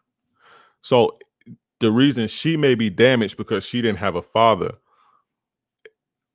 it's not because she didn't have a father. It's what her father didn't protect her from or give her the game to stay away from. It was the dudes in the streets and the bad boys and the players and the tricksters and the swindlers. She a war vet. That's why. But it ain't the father.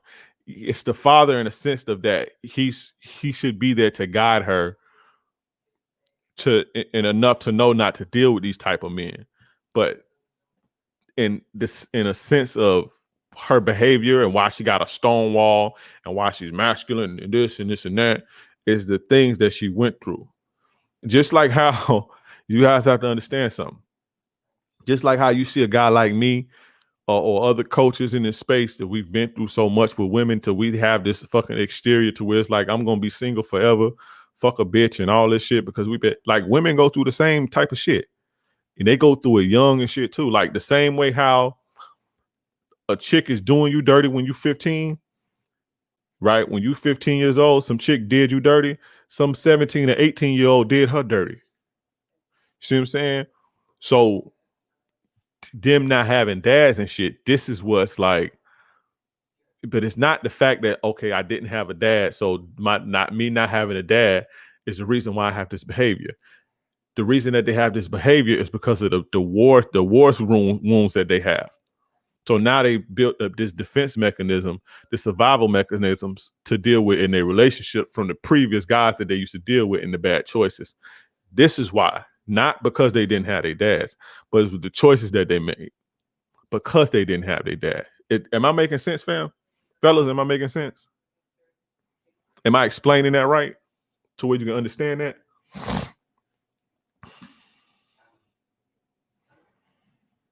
Am I making sense?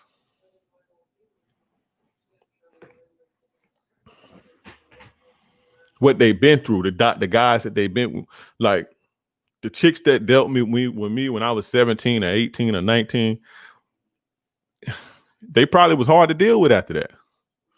You know what I'm saying? I fucked it up for the next dude. They probably was hard to deal with after that. You know? But that's what that be. And it's not because, oh shit, she ain't have a dad, so this makes her stronger. No, it's where she been at. You know, is where she been at. She got scars, those scars from previous dealings with dudes and shit, you know. And so when you see them, when you see that, and even then they kind of blame their parents or their dad, because it's like, dad, you supposed to be here too. So you may see that they have like some kind of disdain for their dad, but it was because their dad wasn't there to protect them from the bullshit. So now they got all these scars because their dad wasn't there, or they didn't have the relationship with the dad. But it's not the behavior in itself that it's because the dad wasn't there. Like I said, it's just the scars and the built up mechanisms to protect themselves. So when you deal with a woman and she's like, oh, I ain't have my dad around and shit, you have to deal with not that she has a disdain for men. That's not the feminism is why she have a disdain for men. But you have to deal with, it's not that she have man issues because of her dad. She had man issues because of the type of dude she used to deal with, because she didn't know better. You get what I'm saying? She didn't understand how to navigate dudes. And even if she dealt with players, right? Like me, when I teach me, I have a daughter, I'm going to teach her, she ain't gonna have no choice but to run into players. I know that's what she's gonna be attracted to, but I'm gonna teach her how to navigate dealing with a player dude, or dealing with the alpha male type of dude, because it's inevitable, right? So they didn't have this, so then they have a disdain for their dad. But the disdain that you see when a woman have a disdain, a woman that didn't have her dad, the disdain that you see pretty much from men comes from the scars that she had and feminism. You understand? Now, we're going to get into the good shit, but let me read some of these comments. We ain't done, motherfucker. We not done. Dre, you the shit. Appreciate you, bro.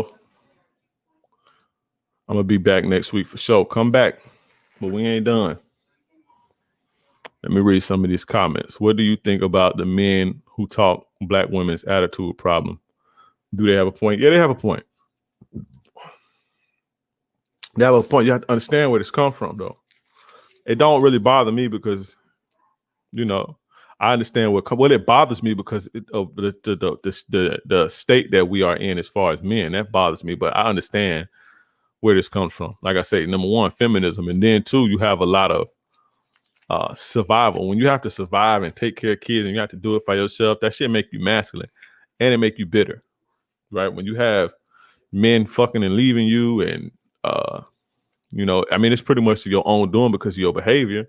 But men fucking and leaving you and niggas running out on you, and then you got to worry about going to work and navigating work, and you got to deal with racism. Then you come from a bad environment. Like, they have a lot of testosterone, bro. It's a wall built up based on the environment that they're in. You know what I'm saying? And even a lot of times before they even get into the world, especially chicks that come from the hood, this a negative, rough, a tough environment. So you have to defend yourself. You have to have this attitude, this stone wall attitude up to survive. So, I understand this. So when it comes to about black women in particular, I understand. Like, I damn near empathize with that, because I grew up seeing it. I understand. I'm not one of these dudes like, oh, black women ain't shit because this. Nah, I understand. There's things that I don't like about that they did and how they did black men for so long, that we can get into that, but say that for another day. But when it comes as far as like the attitude problems, I understand where that comes from. You feel me?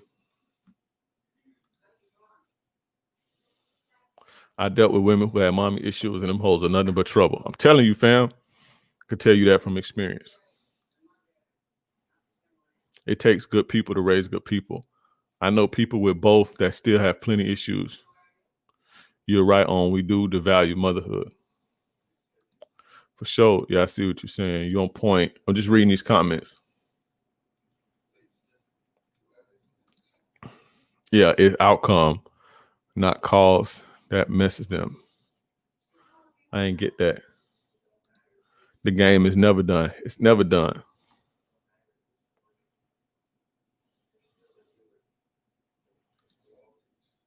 But yeah, we're not gonna. This ain't the bash black women show though. We're not gonna do that.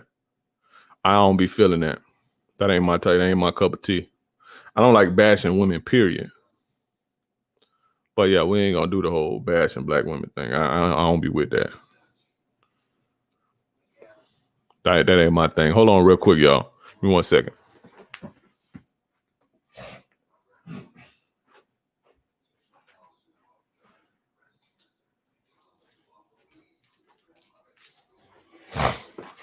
All right, we back. Nobody's gonna pass through this earth without issues. Exactly. Exactly. Now, y'all ready for the last part? Y'all got any more questions before I move on?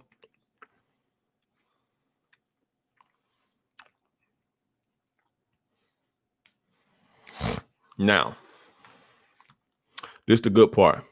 So if you made it this long, get ready for this game. When you talk, fuck that, Afi style. Shout out to Afi again. Give me a 1 if y'all ready for me to continue. I watch Afi so much, they're stuck with me. So pardon me. But yeah, give me a 1 if y'all ready to continue.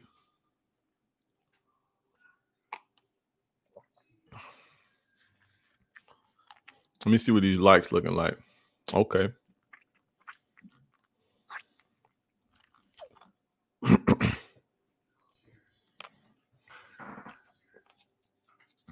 I go some game, right? Y'all ready for this game? All right. Now, when it comes to seducing women and getting that fulfillment and cooperation and submissiveness in your women, side pigeon grease. When it comes to this, right? And like I said, like I told y'all, I've been doing this for so long. I know what to look for. I know how to spot them. I know how to exploit it. I know how to manipulate them. I know how to do all this stuff. So believe me when I tell you that women who don't have dads or don't have a connection to a strong father make the best seductions. I'm going to say that again. Those make the best seductions. Women like this, right? Pay attention. Women like this are always seeking masculine male leadership. Deep down somewhere, I don't care how tough they think they are. I don't care how masculine they think they are. I don't care how many degrees that they have. This is a void that needs to be filled. And when you can fill this void, anytime you can fill any void within any woman, that's what you guys need to learn how to do. How to look for voids, because all people have voids. They said in the Art of Seduction, in the book, The Art of Seduction, it teaches that. I read this book a long time ago. It teaches that a person who is completely content cannot be seduced. You can't seduce a person who's completely, because you can. Fortunately enough, most people, the large, vast majority of people, have some type of void. But a person who's completely content, you can't seduce them. Now, I said that to say these women have voids. They are void of strong male leadership. This connection. They don't have that connection. If you can provide this, you have her soul. I don't care how tough she is. I don't care where she come from. I don't care how many degrees she got. If you can provide this, you damn this. This sound kind of. Let me find another way to say this. You have her soul. I just say that. You have her soul. You have a cooperative, compliant woman like you've never seen before. Trust me, if you can feel that.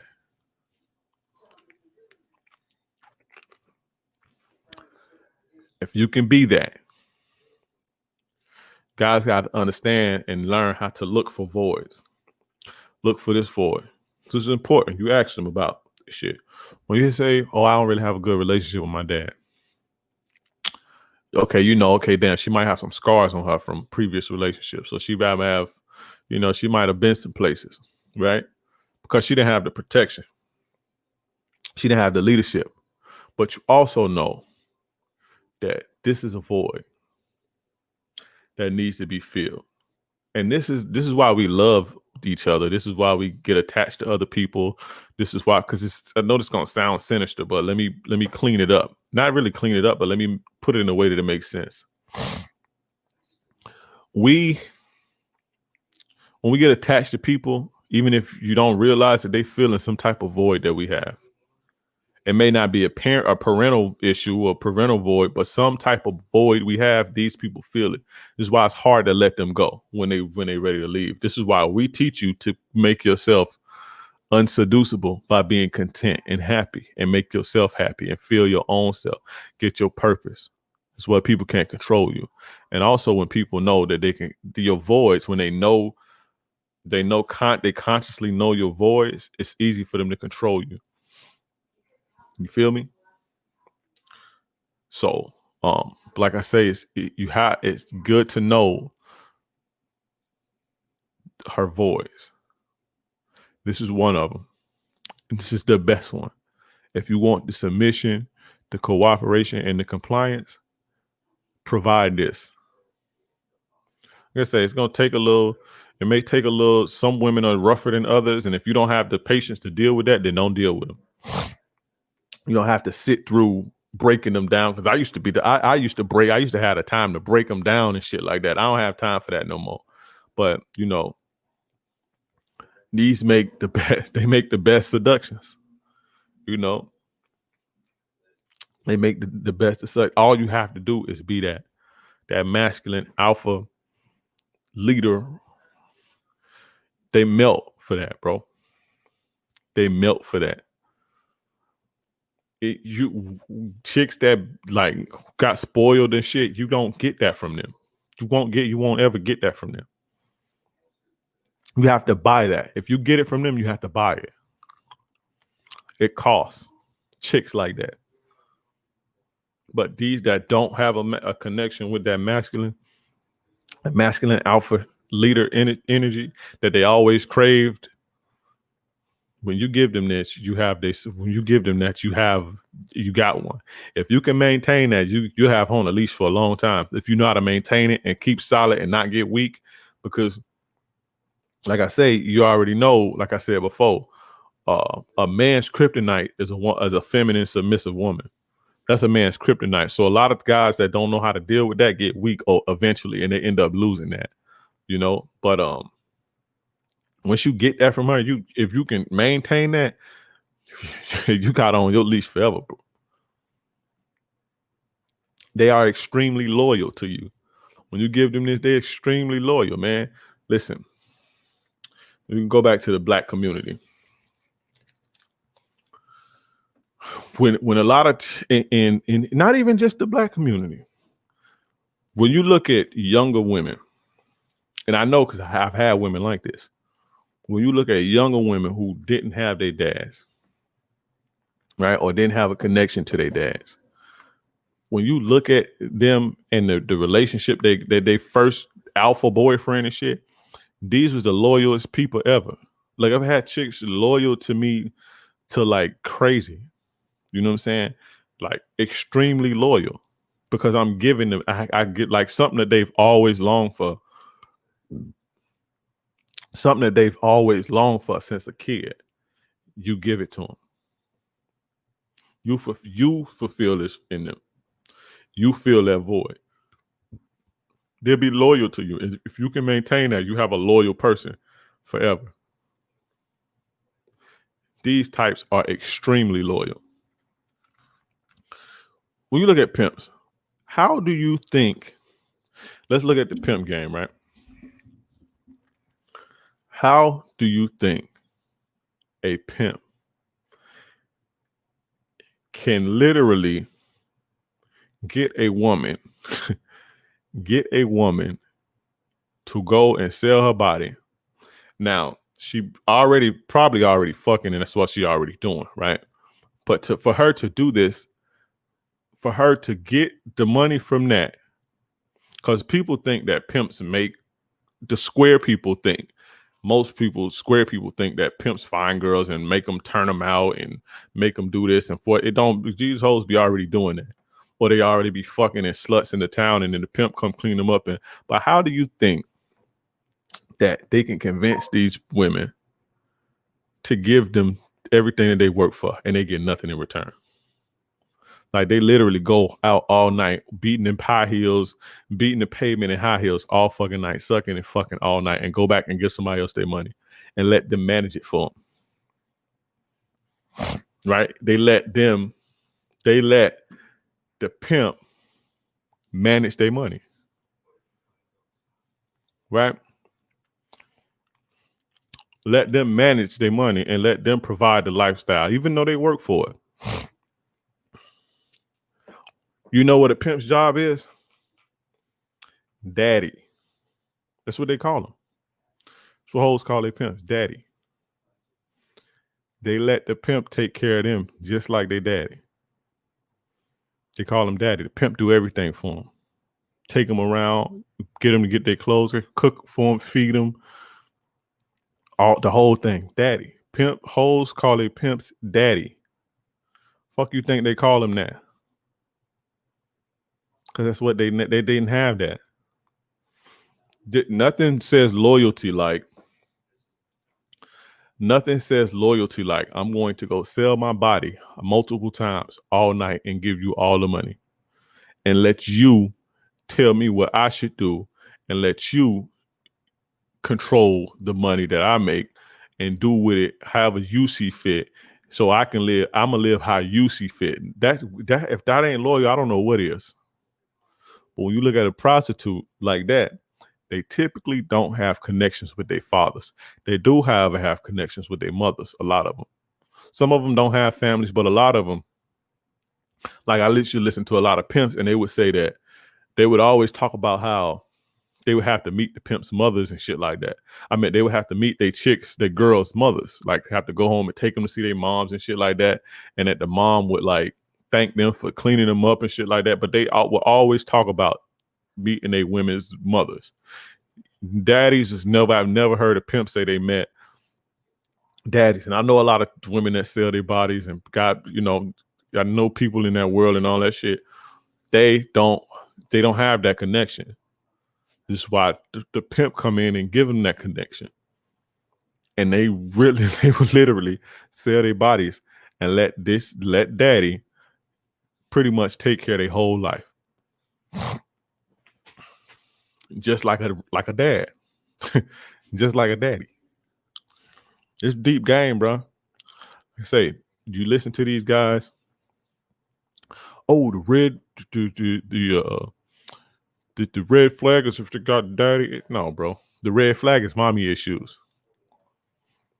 If you looking for like, that type of relationship to where you like full submissiveness and 100% compliance and it's not paid for, you don't want to buy it. You don't want to have to be, if this is what you're looking for, you want to find the chicks that don't have connections with their daddy. Now, if you're patient or if you're young or whatever, you will have to maybe sometimes deal with women with war wounds. So they have walls built up because of where they come from, as far as the type of people that they dated before from not knowing. So you may have to deal with that. But a lot of the times, if you're younger, especially younger, they haven't ran into that yet. See what I'm saying? Those are the most like. I had this chick, bro. I own everything I love. PlayStation 2 came out. When the PlayStation 2 came out, I literally had this chick breaking her mama house and steal her stepdad PlayStation 2 for me. Like, for real. She didn't have a connection with her dad, bro. For real, bro. Literally breaking her mom's house, going to her mom's house when she wasn't there, and get the cause she was living with me. She was young. This was the PlayStation 2. Was it the 2? When did the PlayStation 2 come out? Let me see. I'm Googling it right now.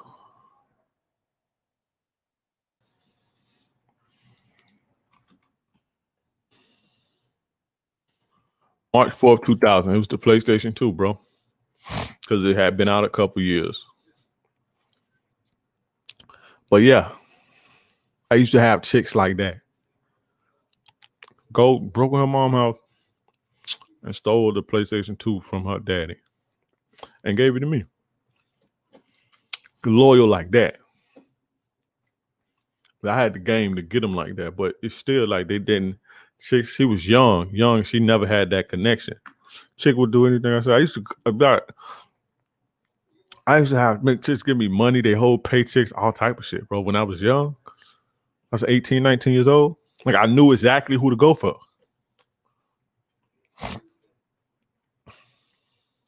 I knew exactly who to go for. See what I'm saying? If you can find you a chick, you get a chick, you say she don't have a connection with her dad. If you the type that likes that type of relationship where you have complete, but you have to be strong. You can't be no bitch. You can't be no weak ass dude because they'll run all over you. And that's another problem them dudes be having. They be weak.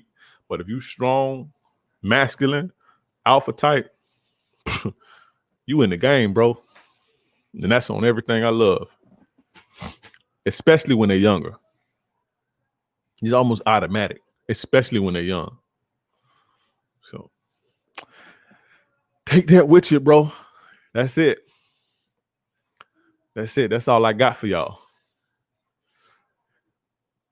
Y'all feeling the game? Let me know. Y'all feeling that ism? Let me know.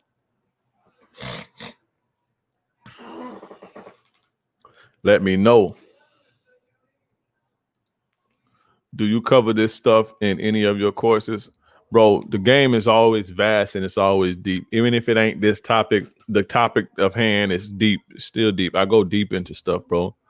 So I don't typically cover, I have in my courses, I didn't cover this specific thing, but the things that I did cover is you won't hear nowhere else.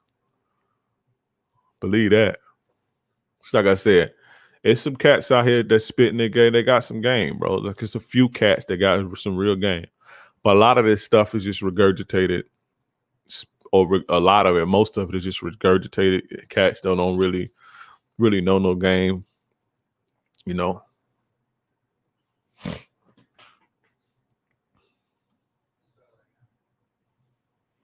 Elaborate on it when a chick says, I need space. I already talked about that. You want me to tell her to keep, you want me to tell you to keep begging her and keep trying and keep trying? No, if she wants space, give it to her. Fuck her. Move on next, bro. That's it.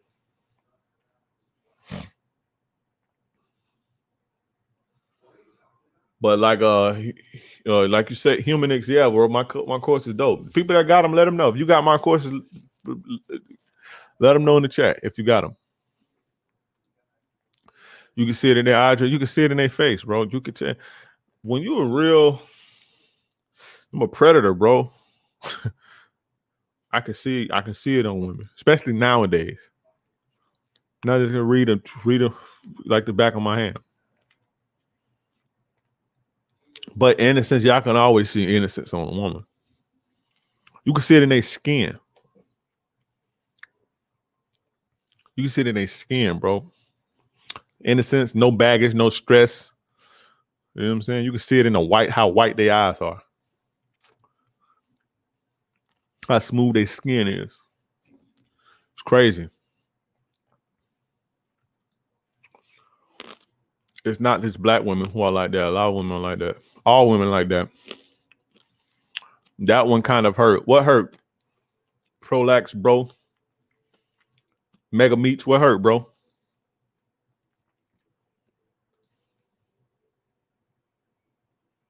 One time I had a chick say hit me because I wasn't being alpha enough. Don't ever do that. You tapped that bitch chin, didn't you? Don't do that, bro.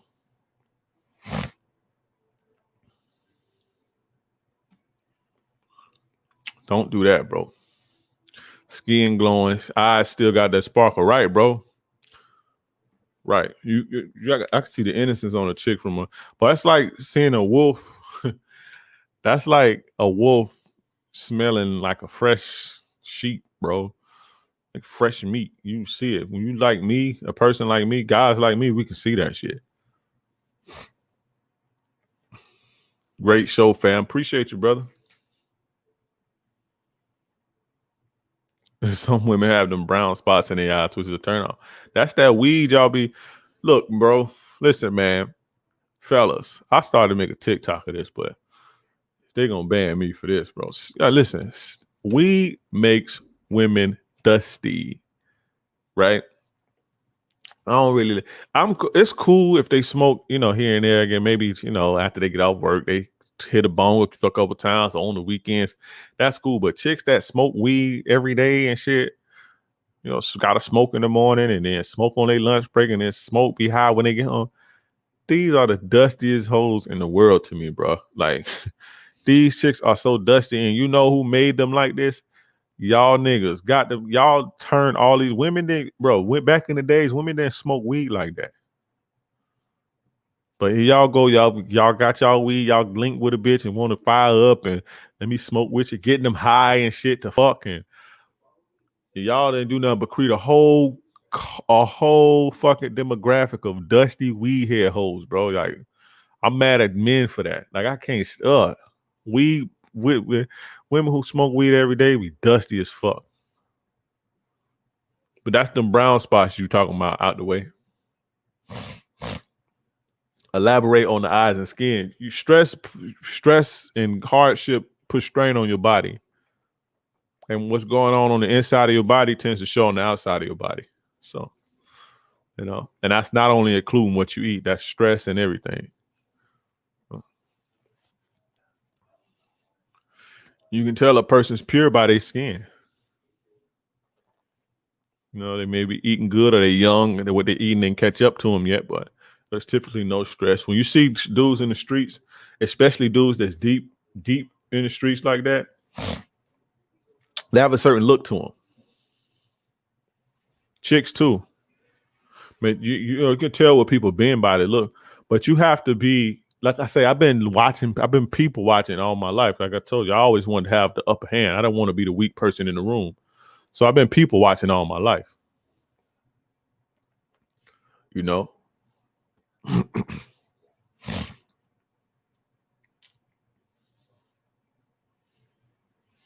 Not really goofball or big head. I don't know. It just depends. No nickname or something. Top, bro, you missed this one, bro. You missed this one, my bro. When a woman still has her innocence, her eyes are bright, her skin is clean, her aura is like carefree almost. She's more inviting and soft and more submissive. JG, you right on the head, bro. You can just tell they don't have a wall up or nothing. It's like innocent. Goofy, innocent, good skin, clean eyes, feminine.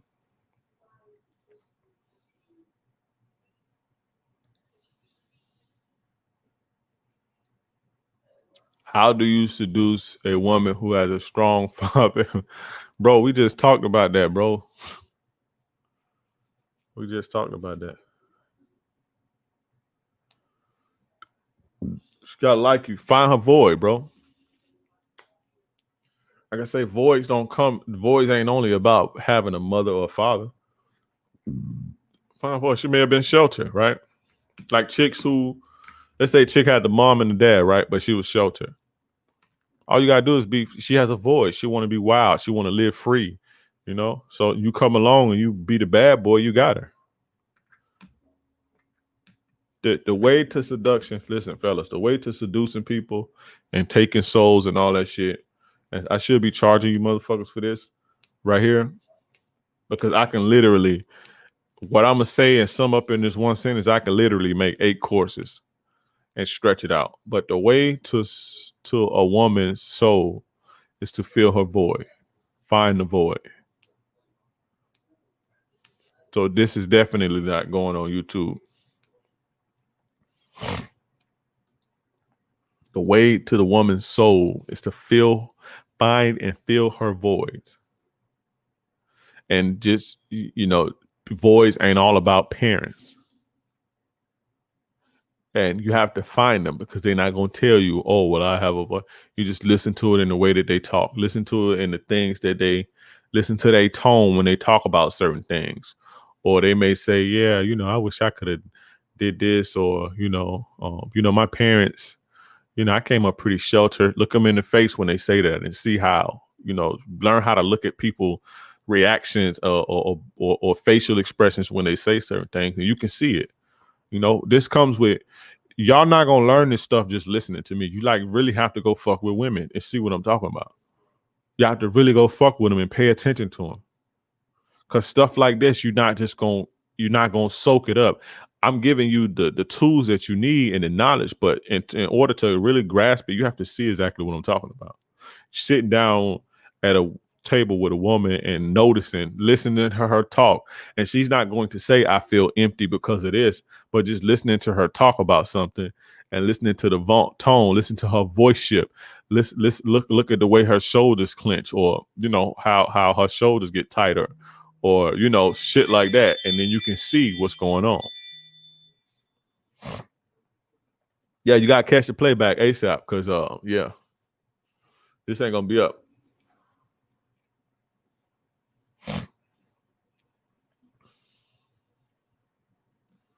Why do women say they want a husband and get tired of him quick? Because they do want a husband. That's security. Security. But they get tired of him because he's always there.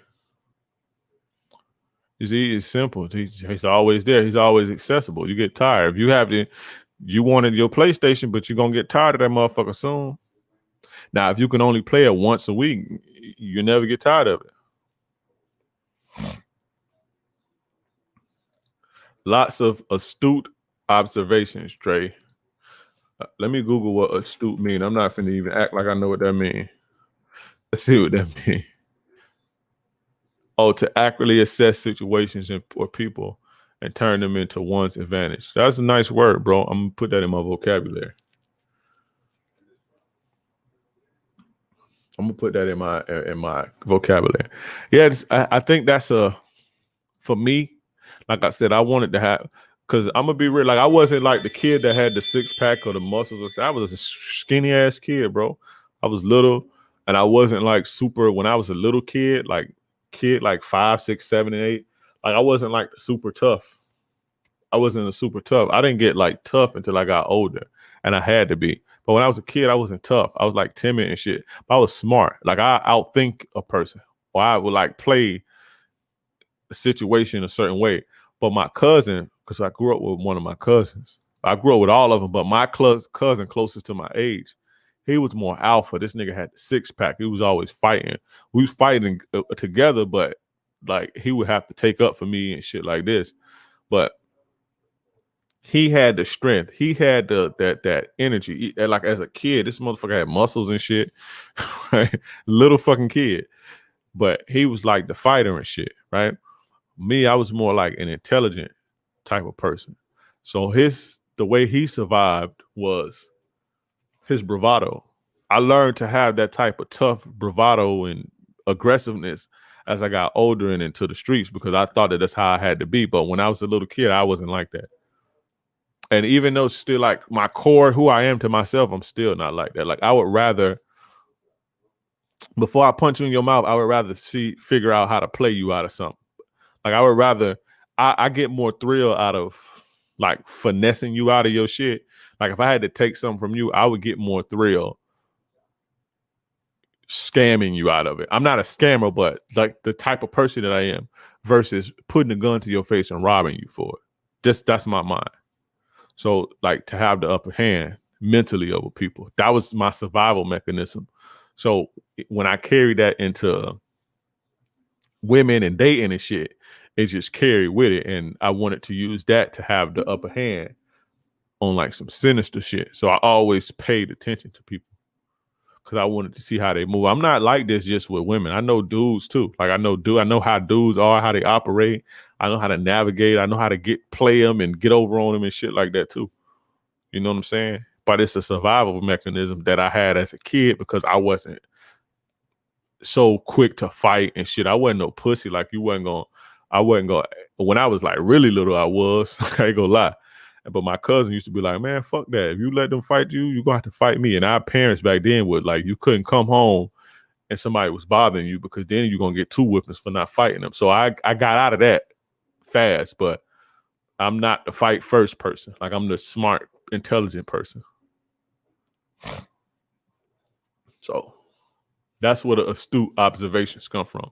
Comes from childhood, and it's a survival mechanism. And I knew that was my strength, so I always worked on that. And my mom used to tell me, like, you're intelligent, you're very smart, you're smarter than most people and shit. So, yeah. If you're not home enough, women complain. If you are they complain because you allow them to complain. Tell her to stop fucking complaining because complaining stresses you out. To appreciate you. And if she can't appreciate you, then you dip. She's going to test you, so you're going to have to dip and let her feel it without you. But women complain because you allow them to. I hope that helps. Feel me, King Lee?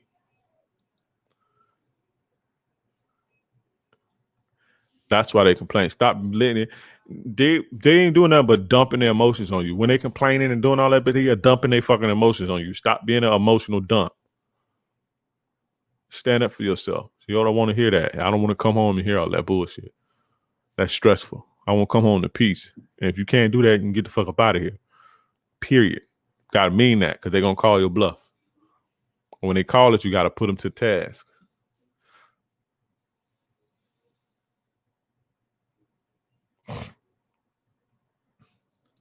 If a chick brings up that she wants someone to communicate with her daily and you're not the type of vibe, how do you handle it? Tell her that's not what you do. You got other things to be doing. Y'all be scared to tell chicks what it is. She said, I want somebody to talk to every day. Well, I'm not the person to do that. And if you, Sarah, whatever her name is, listen, if that's what you need, then I'm not the one for you because I can't give you that. That's actually ridiculous. I would tell her that. That's kind of actually ridiculous. Like I'm a grown man. I have so much shit going on in my life. I got my career going. I got my purpose going. I got this. I got that.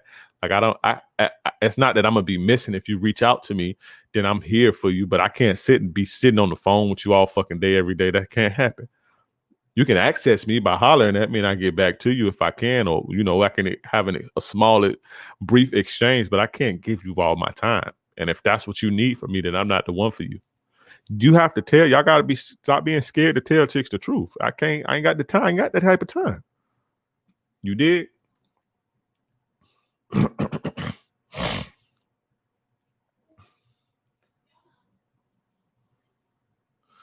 They don't study women because they too eager to smash. Top. Let me say this. Most people don't study women. Men are not we don't have. Most of us aren't like that. The reason that I'm like that, bro, like I said, like how I was raised. It's how necessarily how I was raised, but it's like my personality. Bro, that's a survival mechanism for me. Most guys are not like that. You shouldn't even have to study these motherfuckers, honestly. But these hoes so out of wild, but so I don't fault them for not wanting to study them or never having the urge to study them. Right? Because it's not even in you to be like that. As a man, it's not in you to be like that. You know what I'm saying? As a man, it's in you to be masculine and the whole choose you. But now it's all kind of crazy. So now you got to have game and do this. And then the conditioning due to no masculine figures around or over betalizing you as a mom and shit like this. And then they lack game. But if you got a strong mom and a strong dad that ain't like on some beta shit and just like solid, you got a solid dad and a nice feminine mom, you don't even need no game. You can come out in the world and what you learn from home naturally gonna make you the type that's attractive to a woman. See what I'm saying? But a lot of people don't. So you don't naturally, you shouldn't have to study women. You get the reason we exist is because things are out of whack. That's why guys like me exist, because things are out of whack. But if you raise a kid how a kid's supposed to be raised, with a solid father and a nice, nurturing, feminine mom, he comes out of the home attractive to a bitch by the things that he learned from motherhood and fatherhood, from the alpha father and the nice, feminine, nurturing, empathetic woman. You come out the gate a solid, balanced man, and you shouldn't even need to learn game. This how it's supposed to be. So the urge to learn and study women, that was, like I said, that was me, because I wanted to do that with people, and that's a survival mechanism. But naturally, we shouldn't have to even study each other. Like animals, no other animals have to like study each other. Our shit is just not balanced as humans. Thanks to feminism, it's not balanced. So we have to study each other. We don't know each other, if that makes sense. So I can't beat up on niggas like, oh, y'all just wrong because you should want to study one. That's not even natural to want to do that. You dig? Yeah, you like how I am, bro. Like the way I came up, the way that I am. That you like that top because that's a survival mechanism for you. Like it goes deeper than just like, I just like to watch people and observe. Bro, that's how you survive. You see what I'm saying? That's how you survive. You have a mental, spiritual six pack. If that's what you want to call it, bro, appreciate you. Man, Dre, you gotta let me get you in on the body game since you helping me with the mental game. Yeah, I'm about to get back into it because I'm out of shape. I got dad body right now. I want my body to look a certain type of way. I want my body to look like how your shit is, honestly, bro. That's how I want my body to look. I don't know, it's just something I want to accomplish. I've always been skinny. I always been a skinny little kid, the kid with the brains.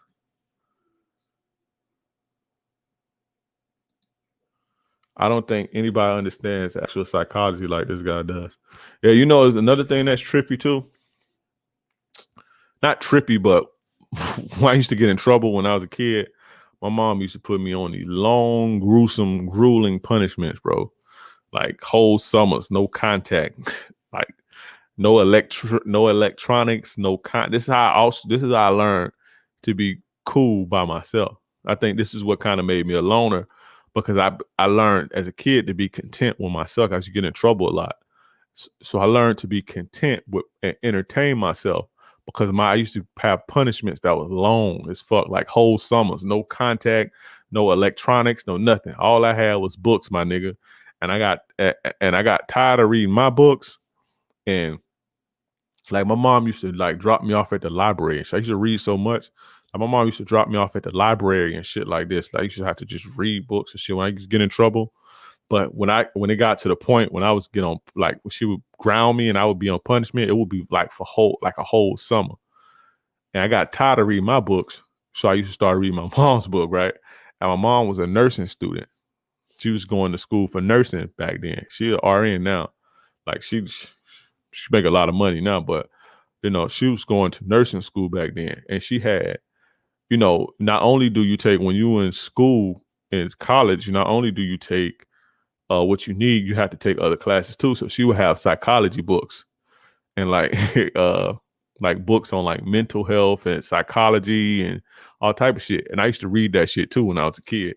So you got that part of it too. Look, I'm telling y'all my whole life and shit, bro, in one live. But yeah, I think that's where I learned how to be content with being alone, was being able to, for being alone as a kid.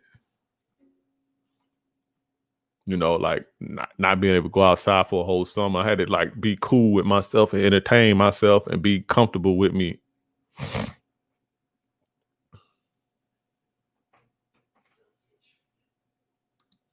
Yeah, you got to do what you got to do. Sometimes you got to get busy. Like I said, when I started getting into the streets, I started to be more balls than brains, because that's what I thought that you had to be. Right? In my mind, that's what you had to do for people to respect you. So, because that's the way I was taught. So, I changed my game up when I got a little older. But yeah, I would rather outsmart you. I get more satisfaction that way than knocking you out. Because that's, to me, that's easy.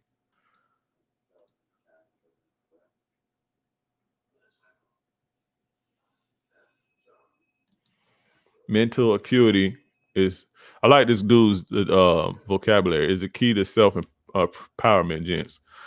Don't resonate with struggle. Vibrate on high levels of prosperity. Ruling class mentality. Oh, that's right. That's right, bro. We ain't judging it here. Just reading y'all comments, chopping it up with y'all. I'm about to get up out of here in a little bit, though. See, Top, exactly. That's why you like to. Sometimes we get like, I don't want to say on our high horse, but we do things a certain way and it's successful. And then we think that other people are wrong for not thinking the way we think. Like, I think, Top, I think we think just alike, the way that you think, right? Like, you like my older brother. Like, when I be seeing your shit, I was like, I think just like this. Like, this is how I think. And it's not even just the way that you say things or the way that you say it. It's be like the why you saying things. Like, because I see the why people say shit. It's like the same shit. This is why you at an age right now, right, Top, things like this that happen in our childhood shape us. This why you, and this is just my opinion, why you able to be right now, you able to live without a woman and shit. Like, you don't need a woman in your life. You learn how to entertain yourself on them long ass fucking on them long ass punishments. This is why you don't really need, like, I don't really need friends and shit. Like I literally had to learn to be at peace with being by myself. You know what I'm saying? Reading and into my own thoughts and writing raps as a kid and shit, because I ain't have nothing else to do, and just being comfortable with being by myself. You know what I'm saying? Not having to depend on friends and shit like that. You know what I'm saying? I had friends, but like I say, some of them punishments was long. I used to do some wild shit when I was a kid. So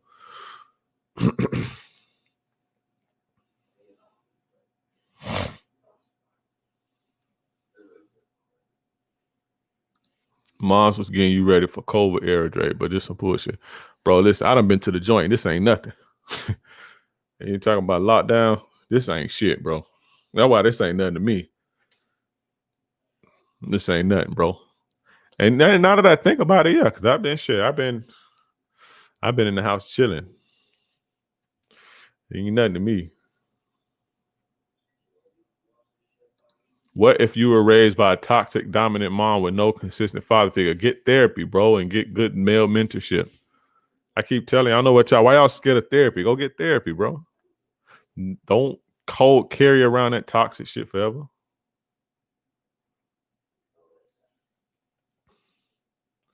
Hey, yeah, hit me, Jeff. I'm down for that.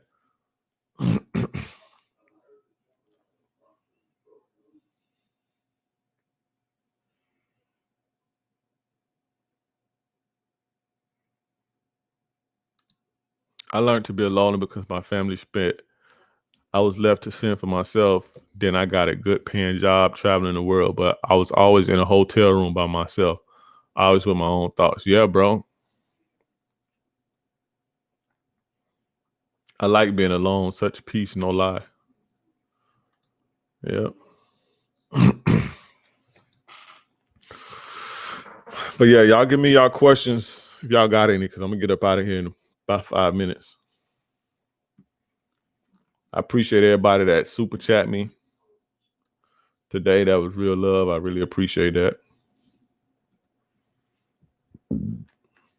It's 60 some people in here. There's only like 5 of y'all typing. Say what's up. I want to see who all fucking with me. Let me see you. I treat the people who fuck with me, I treat them a lot better. Not that I mistreat people, but like JG, right? My man JG. My man JG can always message me because he fuck with me. Top can always fuck with me. The people that I'm noticing and I'm recognizing that speak out, we building rapport. We fucking with each other. You know what I'm saying? So when I see these people message me, I talk to them and shit. I can, I'm not just giving them something, because I get hundreds of messages a day, right? I get hundreds of messages a day.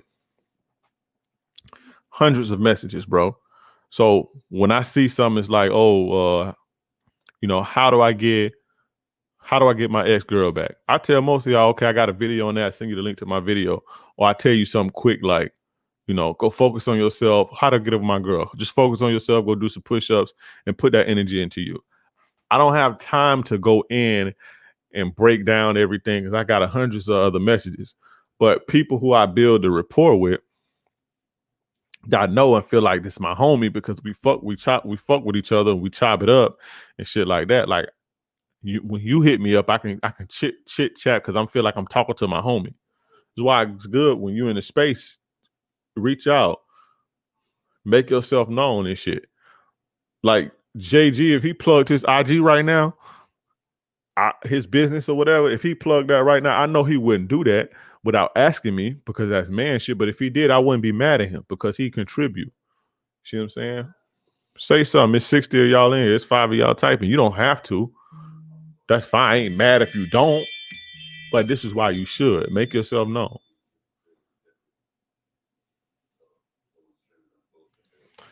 Talk about developing mouthpiece. To develop your mouthpiece, you just go talk to people. First, get comfortable with talking to people. And then once you get comfortable with talking to people, the next goal is to talk to people and to learn how to make them smile. Be charming. That's what charming is, making people smile. Making people feel good about themselves. So learn how to do that. First, you learn how to talk to people, get comfortable with talking to people. Go talk to strangers at the store, ask them what they buying. Is those potatoes good? I never had those. What do they taste like? Stuff like that. And then start learning to make people smile, make people feel good about themselves. That's how you develop your mouthpiece. But you have to do it. There's nothing I can do to tell you to develop that. You know what I'm saying? I go into that in my course. I forgot which one. But yeah. That's what I can tell you right now. Nothing I can tell you right now is gonna help you. You gotta go do it.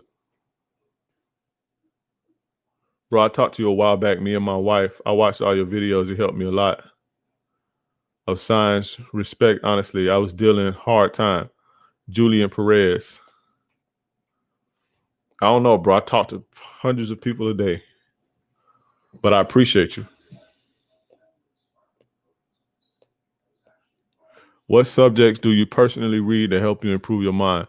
Well, I don't read. My attention span is so bad right now. So I don't even have the capacity to read anymore, but I used to read a lot, but I can't read past 5 or 10 minutes. So I haven't read an actual book in probably a few years, but I listen to audiobooks. Think and Grow Rich is a good one. I listen to that all the time. Self-help books. Like I like self-help and self-improvement and knowledge and game about finances and getting your shit together and stuff like that. So, but whatever, it's not really about what type of books I like. It's what you connect with. I connect with that type of stuff. You see what I'm saying? Where's that comment?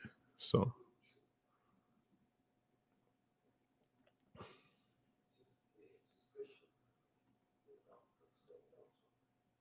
Okay, that was it. What subject do you Yeah, it's basically what you want to read, what you connect with.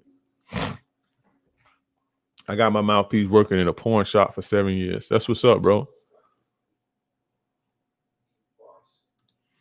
Any suggestions for when you care about a baby, but the mom is for the streets, but she used to be loyal and stuff. Now she ruining her life, and the baby nothing illegal, so CPS can't help. I'm not saying you don't care about the baby, but I think you salty you don't got her, the bitch no more. Well, not the bitch. Let me not call your baby mama bitch, but I think it's my bad, bro. My apologies. But I think you salty because you don't have her no more. But I know you care about your baby, but take care of your baby. Don't worry about the mom. I can tell by the way that you worded that's what you truly care about. And so the advice I have to you is to not worry about the mom. There's nothing you can do to change her. So you care about the baby, we know that, but you care a lot about the mom, and that's your problem. So understand that you gotta let a hoe be a hoe, bro. And I'm not calling your baby mom a hoe, but that's a term. JT Money came up with that. Let a hoe be a hoe. That's a song. Go listen to it.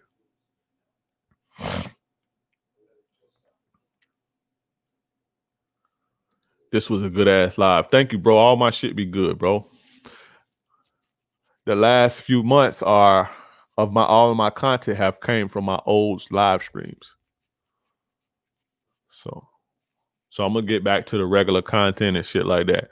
And remember, since I got all of y'all in here, if you see some content or some news that think that I can break down and will make good content, or that would be interesting for me to break down, send it to me, okay, on IG.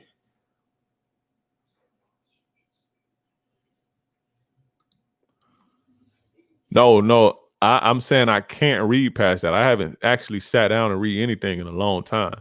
But I know when I tried was a few years ago, and I was like 5-10 minutes, and I would be doing something else, or I would fall asleep. But I think I'm gonna start trying to get back into the habit of just reading 5-10 minutes a day. I think I'm gonna start doing that again. I'm glad you made that comment. You just sparked me to want to do something.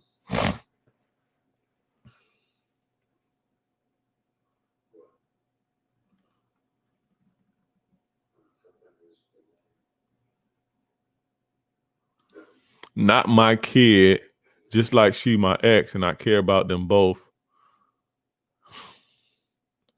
Bro, what? Bro, fuck her, bro. And that fucking kid. Not like that, but like that you got more pressing shit to be worrying about than a bitch that want to do what she want to do in the streets. Fuck are you worried about that for? That's not your. Come on, bro. I don't want to see anyone go down that road of depression. So this is what you do. Right? Maybe you have a purpose for your life. Figure out a way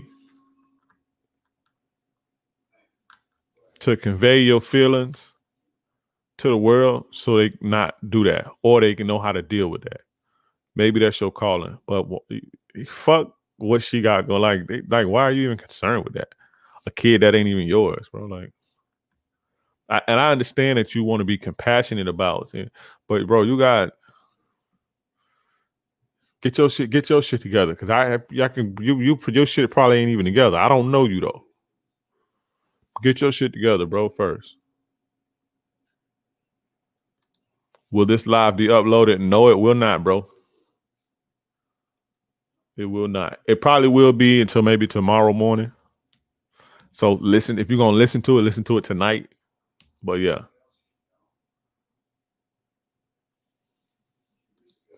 You seen that viral TikTok video of that insecure dude yelling at his no, but send it to me.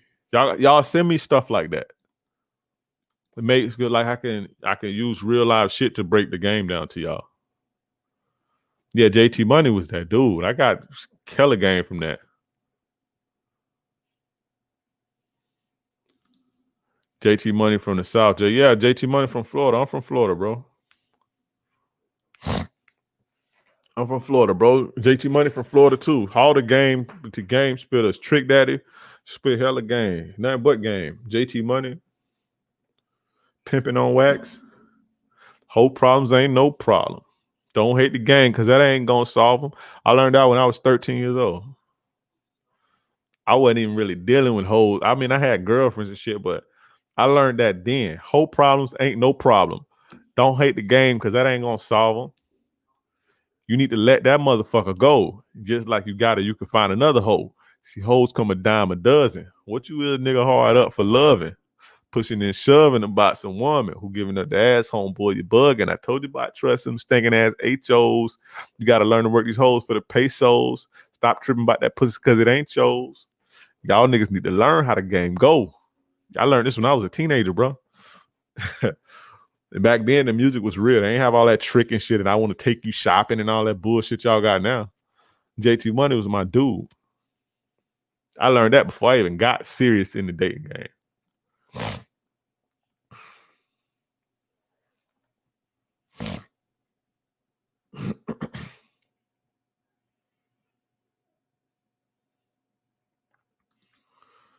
Hey, most man, what's your name on Instagram?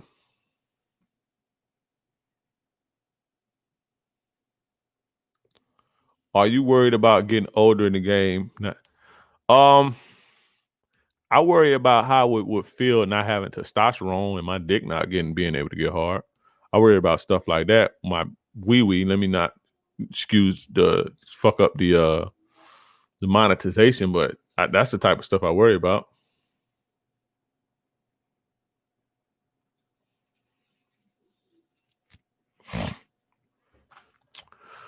Bro, you need to make a podcast. I got too much shit going on, man. I got a lot of shit going on, bro. As far as this shit go, maybe I will once I can, figure out a way to organize what I got. Like, it's so crazy, especially lately, everything blowing up, and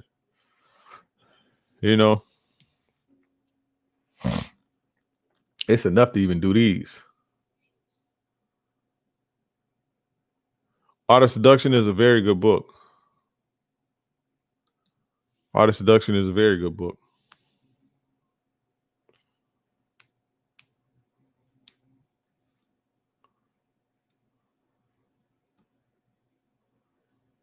Yeah, JT Money, especially Hope Problems. This song called Hope Problems.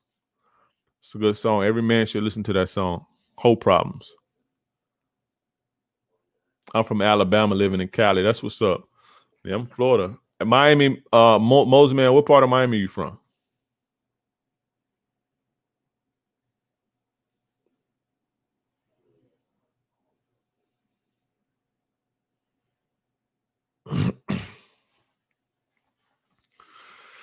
If her mom passed when her daughter was young, does that count?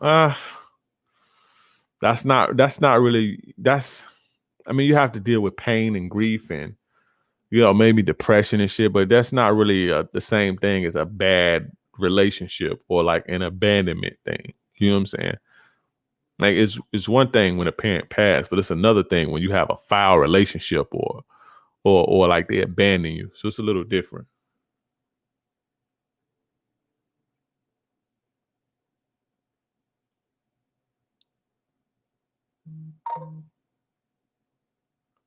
Yeah, Too Short was with the business too. Too Short, E40. What's the best way to try to go about get with great? I don't know what you mean, bro.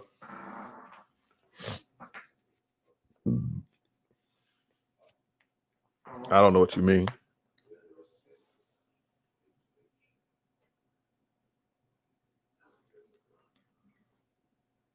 Yeah, I'm gonna end this soon.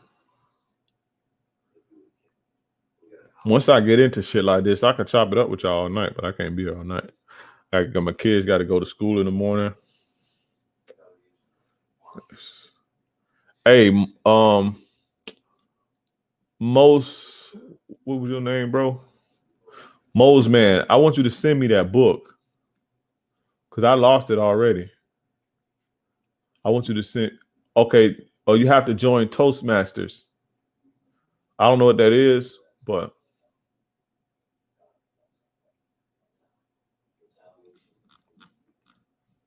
Toastmasters. Okay. Shout out to David Lee. Thank you, bro. Appreciate you.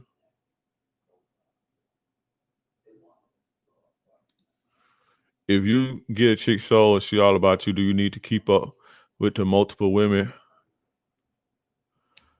If you have the time for it, you always want to keep you a couple spares, at least a spare. Because even when you have a woman that's submissive and cooperative and compliant, she's not gonna be like that every day. Just overall state. There gonna be some days where she may be distant because they go through their own shit. So it's not gonna be every day. She's just like, oh no, they're gonna have their days where they being mean and bitchy and don't feel like and don't want to be around you. Like you have those days. So keep your spare. But you know, you deal with however many women that you can that you have the energy to deal with. You did.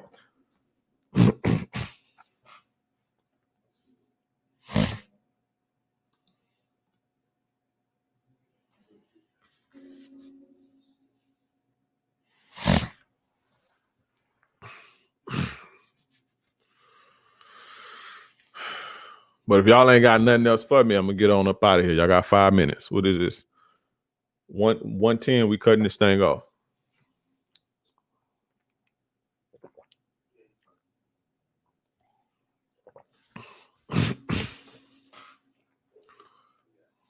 Why do women crave attention? We all crave attention.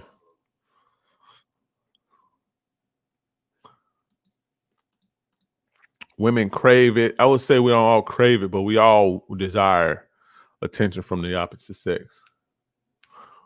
Most women crave the attention because it validates them because they're insecure. So that's why. If that makes sense. Can I get you for a session next week? Hit me on IG, brother.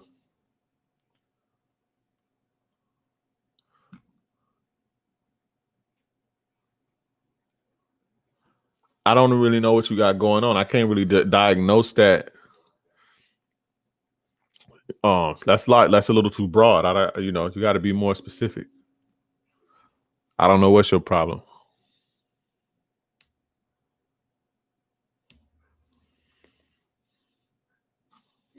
But all right, fam. All right, everybody. I really appreciate you guys for tuning in. I really, really, really appreciate you guys for tuning in. It's your boy King Dre. Go get my course, Attraction 101, and How to Make a Woman Fall in Love and Obsess Over You. Both of them half off right now. Also, go join my private Facebook groups. And yeah, that's it. Catch the playback. If you missed it, catch it because it's probably gonna take it down in the morning. So catch that. But I appreciate you guys again. You guys made my night. I'll be here next week, same time, 10 p.m., 10:15, something around that. Check me out then. Thank you. Good night. Be blessed.